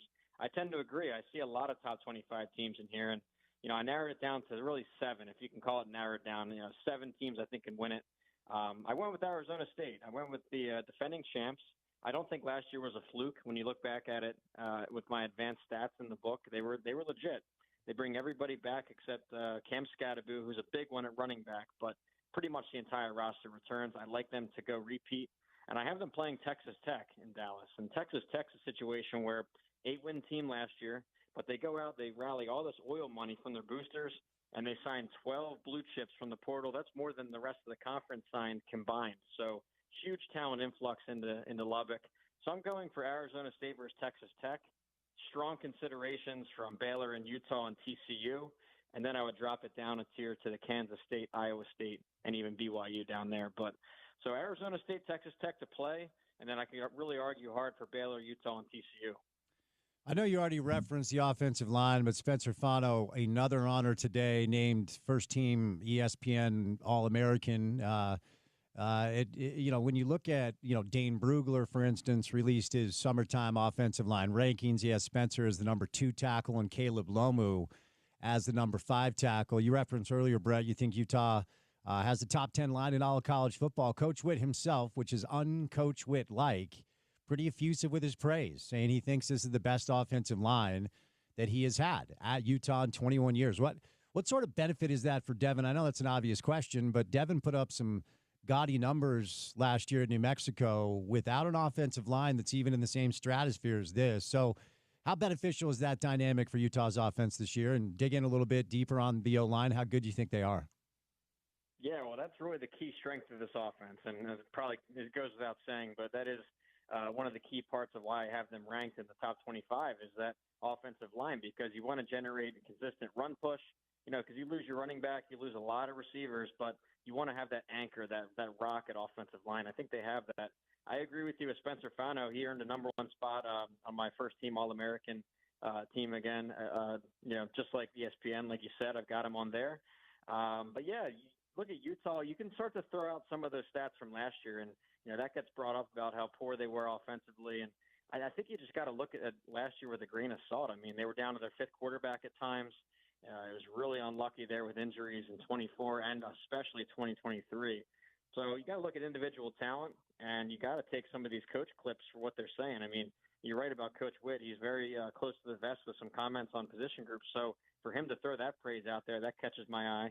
And I think they're going to live up to that. So that's a great place to start when you're building a top 25 or a Big 12 contending team is the offensive line. It's going to make everybody else look better. And I think that's going to be, one of the strongest in the country. Utah's had 17 running backs go over 1,000 yards. Wayshawn Parker is looking to be the next one to do that. Reference in the local media last week, he wants to touch 1,500 yards. Naquai Rogers is also in the mix for RB1. Wayshawn with a really solid freshman campaign at Wazoo, over 5 yards a carry. What are you expecting? And I don't know how they're going to split the reps, and it's great to have more than one back in your room, but let's just assume that Wayshawn's able to grab that starting job. What sort of back is he? What should our listeners know about him? Yeah, well, it's good to have two of them. And I saw from fall camp they were talking about how the coaches were saying that they're 1A and 1B right now. So looks like they're going to split, even if it's a 60-40 split of carries, get them two guys back there. Of course, Rogers is familiar with the New Mexico offense, coming with Jason Beck and with Dampier. He knows the scheme. But, yeah, I think you have your starter with Wayshawn Parker. He was rated the number 4 transfer running back in the entire country this cycle. So put up a ton of yards, had a breakout season at Washington State. They, I know they weren't in the Pac-12 last year, but at the time it was still considered a Power 4 type team. So that was impressive to break through as a starter right away. But, yeah, I think you have a proven commodity with him. And then Rogers, a guy that knows the scheme, albeit stepping up to the Big 12 level. But that's a good 1-2 punch. And, I think you got to like what you have there. All right, let me dig in on BYU for a minute. Of course, they had a pretty surprising season a year ago, juxtaposed expectations. They go 11 wins. They get a good win in the Alamo Bowl over Colorado. Obviously, the Jake Retzlaff stuff is the main headline that people have been focused on around here. They have not named a starter. And, ultimately, whether it's the coaches poll or the AP poll, the ambiguity at quarterback hasn't necessarily changed people's optimism about who they could be, because like Utah, they are a program now that really is defense first. Kalani cut his teeth under Kyle. Jay Hill cut his teeth under Kyle. So they got a ton back on defense. We don't know who's the quarterback's going to be, but what are your expectations for BYU this year, Brett? Well, I had a lot of questions with BYU coming into the Retzlaff situation. Even before that broke, I mean, you're looking at the offensive line, losing 3 starters, and these are longtime guys, longtime starters, contributors, all Big 12 guys. So 3 offensive linemen departed. Pretty much the whole defensive line left. Both corners were gone. So I already had a couple questions with BYU. Now, that's not to say that 2024 wasn't a fluke or anything. I mean, they were legit last year. My game grader formula actually had them first in the conference at the end of the year. They were really strong. But projecting forward to 2025, a lot of questions. It got worse after spring. Of course, the quarterback situation you touched on. Looks like you're going to be starting at BYU a true freshman, 18-year-old Bear Bachmeier, who wasn't even there for winter or spring. He was over at Stanford. So that's a huge question. And then also 2 receivers that could have come back left or lost eligibility with Lassiter, who applied to the NCAA, did not get renewed. And then, of course, Keelan Marion, an all-conference receiver, kick return specialist, departs from Miami. So not only do you knock out your starting quarterback, you lose 2 legit receivers from the projection. So that bumped them almost out of the top 40 for me. They're down to 38th nationally. Interested to follow up as to why you believe the job is Bear Bachmeier's. And, Aaron Roderick, offensive coordinator for BYU, is a friend of the show, and he's saying a lot of nice things about Bear Bachmeier. The McKay Hillstead kid has 8 starts under his belt at Utah State. So, is that the best guess you have, that it's going to be Bear under center? Give me your thoughts on that. Yeah, that is a guess here. Of course, I'm not there on the ground in fall camp. I'm out here based in Pennsylvania. But when I try and project forward and look at this upcoming roster, I was looking at it. You had Hillstead from Utah State. You got Bourget from Western Michigan.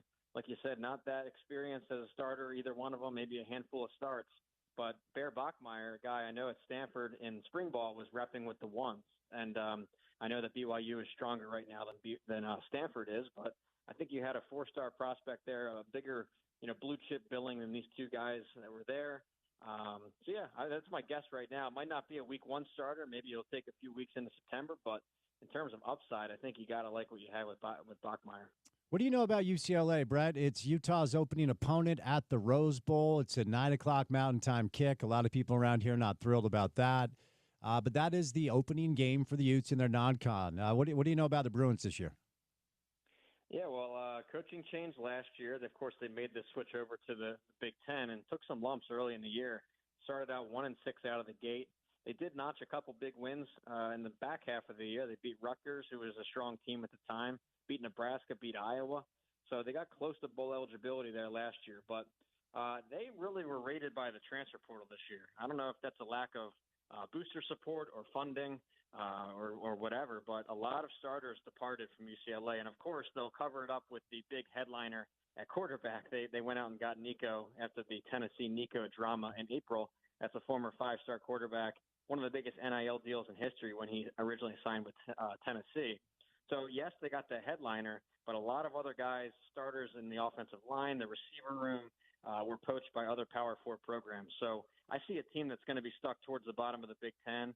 I see that line opened up around a touchdown, I believe, in Utah's favor. I would like that if that holds, because I just don't see UCLA really contending for much this year. Utah's opening Big 12 game is Texas Tech. And you referenced this when I asked you about your Tier 1 in the Big 12.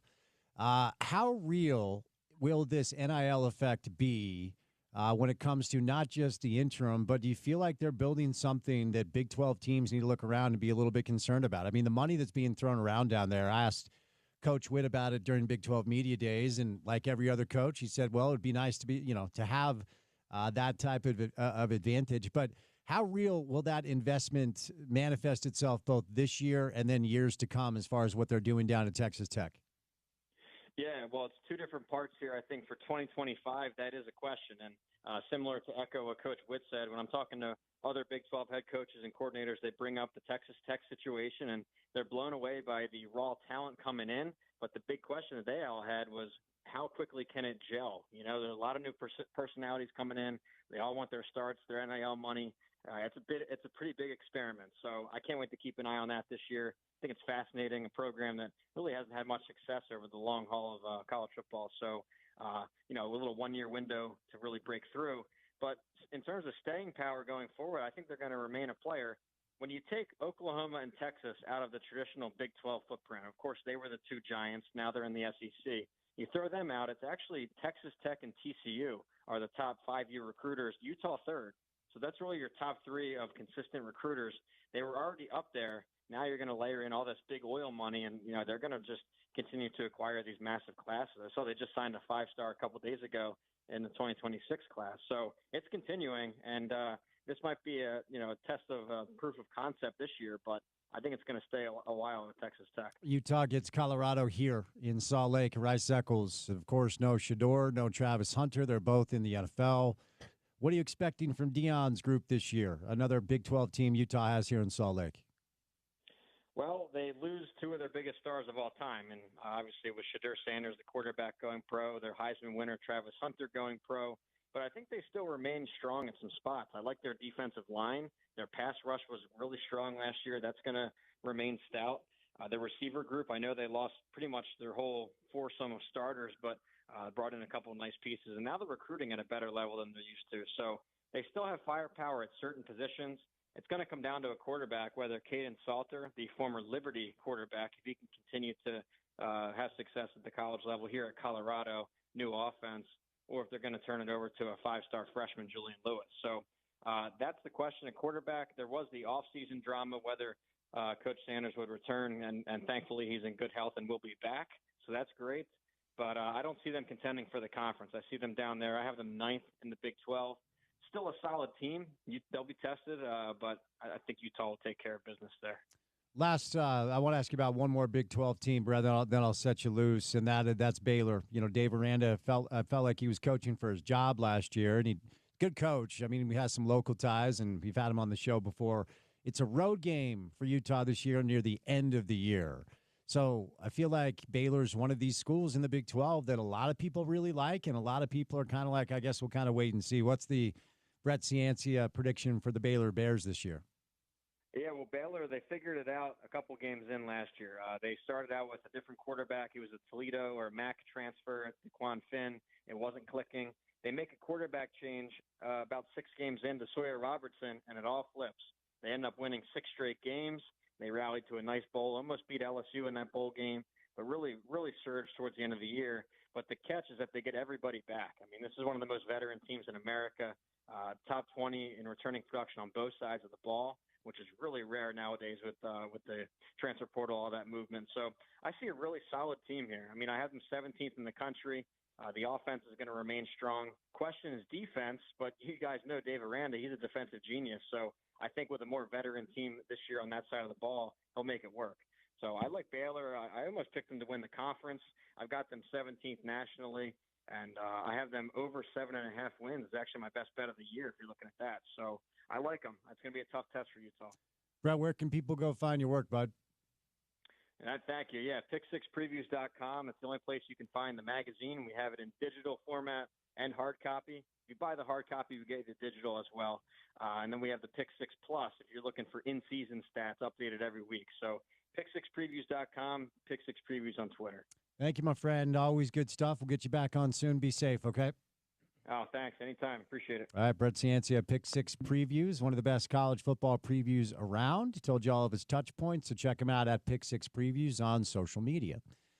Before we catch a break, it is the triumphant return of Ryan from the Dish Professionals. Give him a call, 801-424-DISH, and simply save a lot of money on a lot of things. What's going on, Ryan? Spence, thanks so much. This is a fantastic time to make the switch and get set up. Guys, Dish has the best promotion right now, best offer, 2 years of credits, prices guaranteed, movie channels, Showtime, Paramount Plus, and we're going to give you 3 months free of service entirely with Dish. Now, guys, this makes so much sense because if you're a DirecTV or a cable customer, guys, you're overpaying. You're paying way too much. So here's the thing. You can pay way less and get 3 months free. Call us up, get the biggest DVR out there, Auto Hops commercials.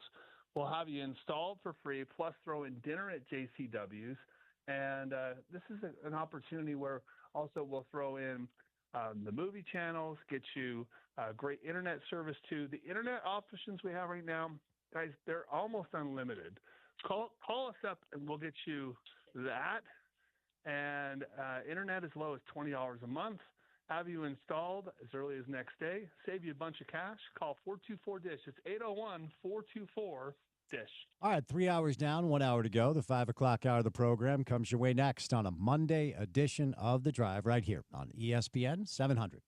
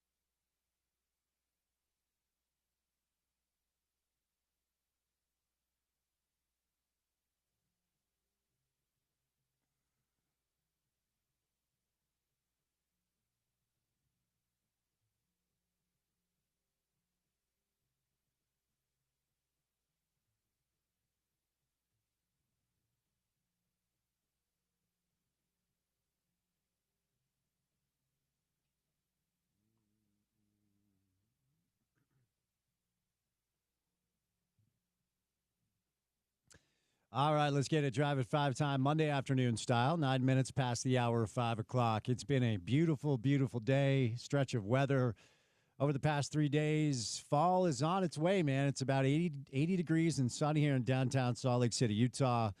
Was up elevated a little bit over the weekend. You can kind of feel that crispness in the air. 74, 75 degrees, which means football is on the way. We're 19 days away from opening day for Utah, BYU and Utah State. And as it is every day, it's good to have you along for the ride.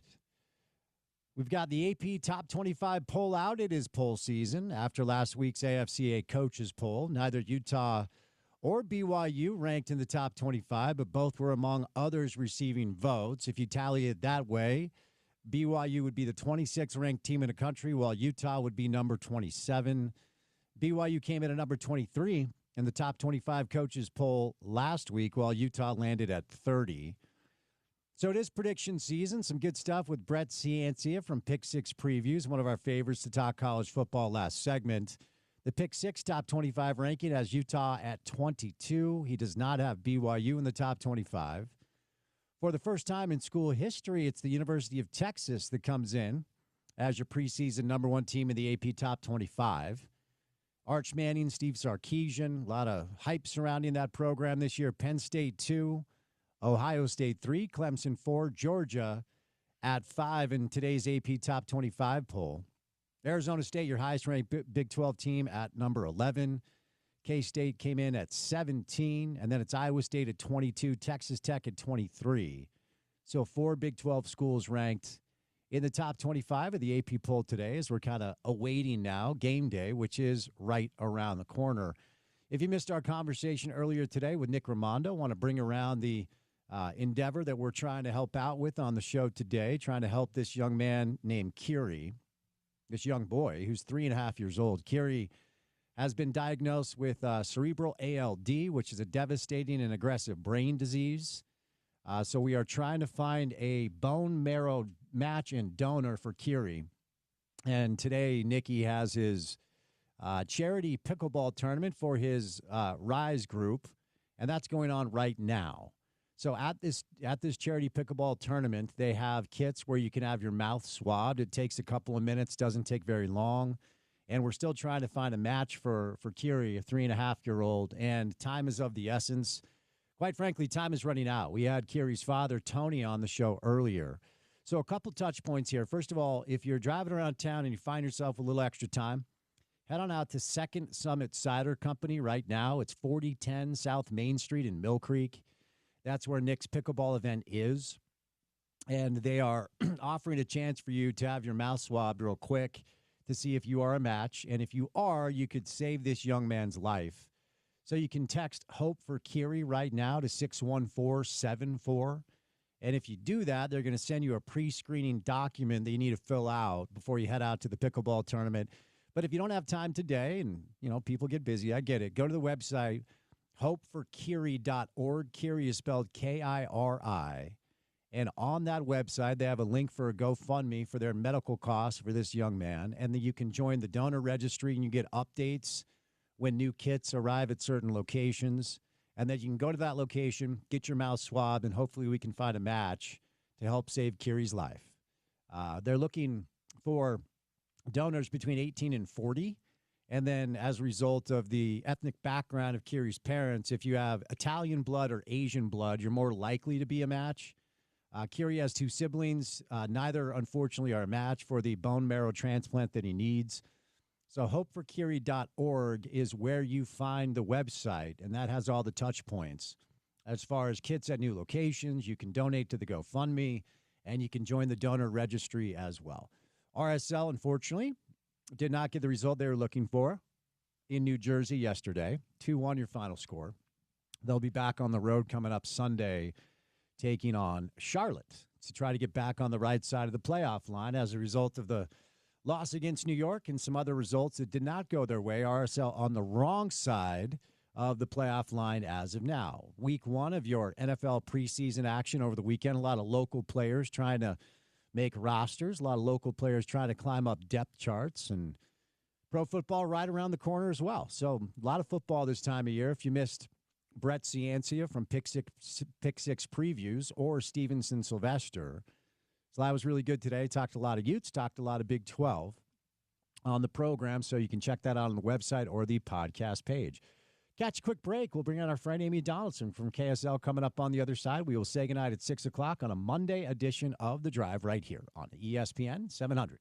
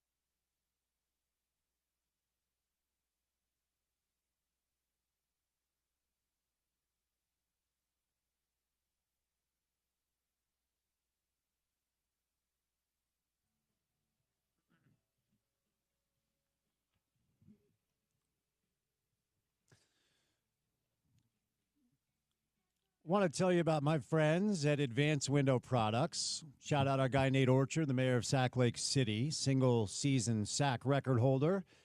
At the University of Utah, his buddy Jake Weber, who run an excellent local company that are here to serve you in our community. So you can get $2,500 off when you buy 10 windows or more.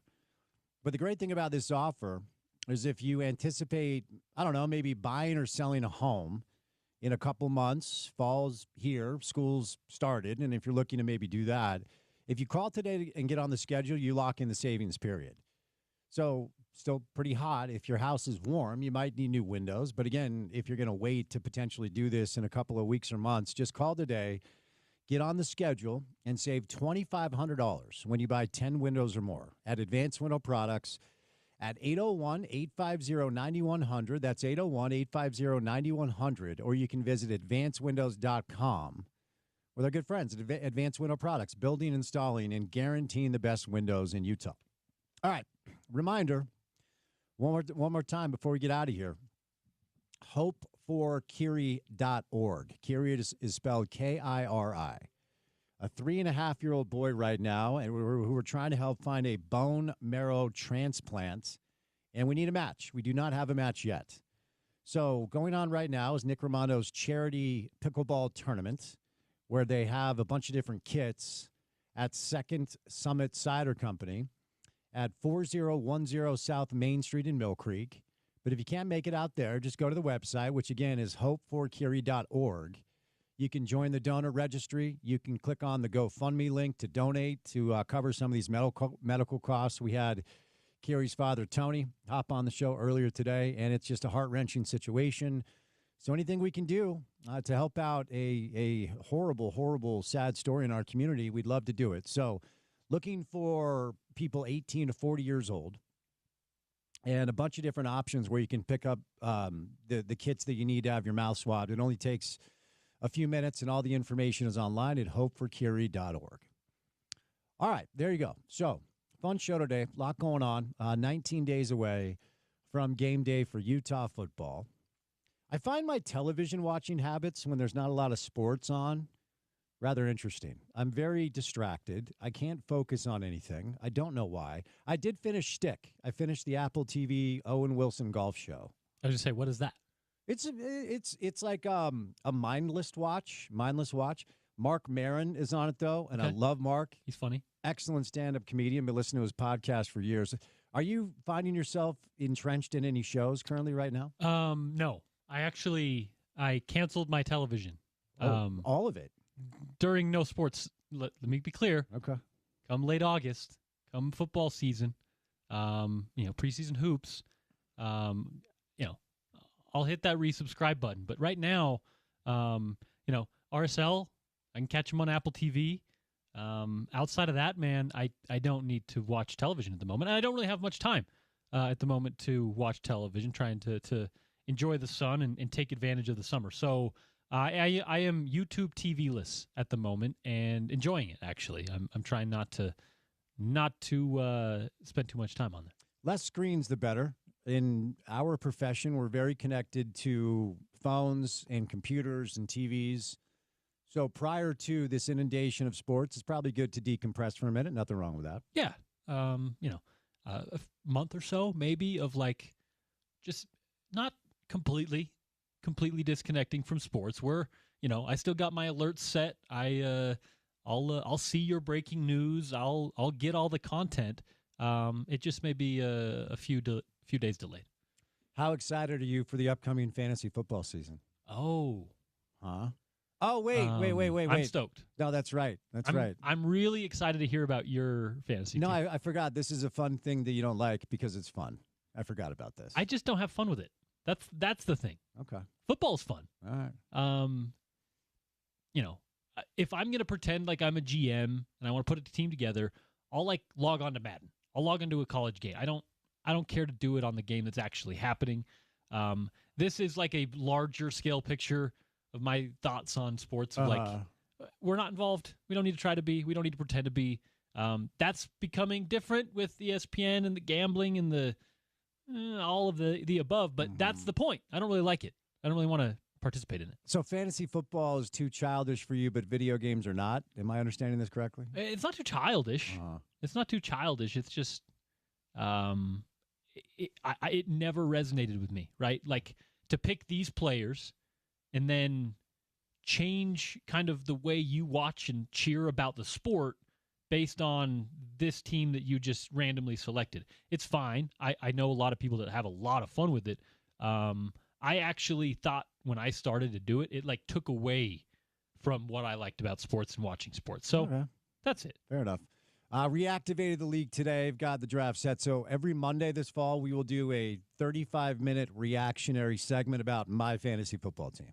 Are you doing like a snake draft? It's a snake. What's the format? Okay. It's a snake draft. We go to dinner the week before the draft, and we randomly select the order, and it's a fun way to connect with my old college friends. But every Monday, coming onto the show this year will be a complete, comprehensive breakdown of my fantasy team. And listen, I'm happy to drop my thoughts, give you some insight. We will not be doing that. My friends will always hit me up about their fantasy teams. I'll gladly tell them what I think. I just don't need to be the GM of my own. Fair enough. All right, before we get out of here, busy week. What comes our way on a Tuesday edition of the program? On a Tuesday edition of The Drive, we'll talk a little NBA offseason. We can get to some other stuff with Richard Smitty Smith as well. We will chat with our friend Scott Mitchell, of course, with Utah Fall Camp underway. Max Brown. We haven't talked to Max Brown in quite some time with camp underway and the Big 12 and AP pull out.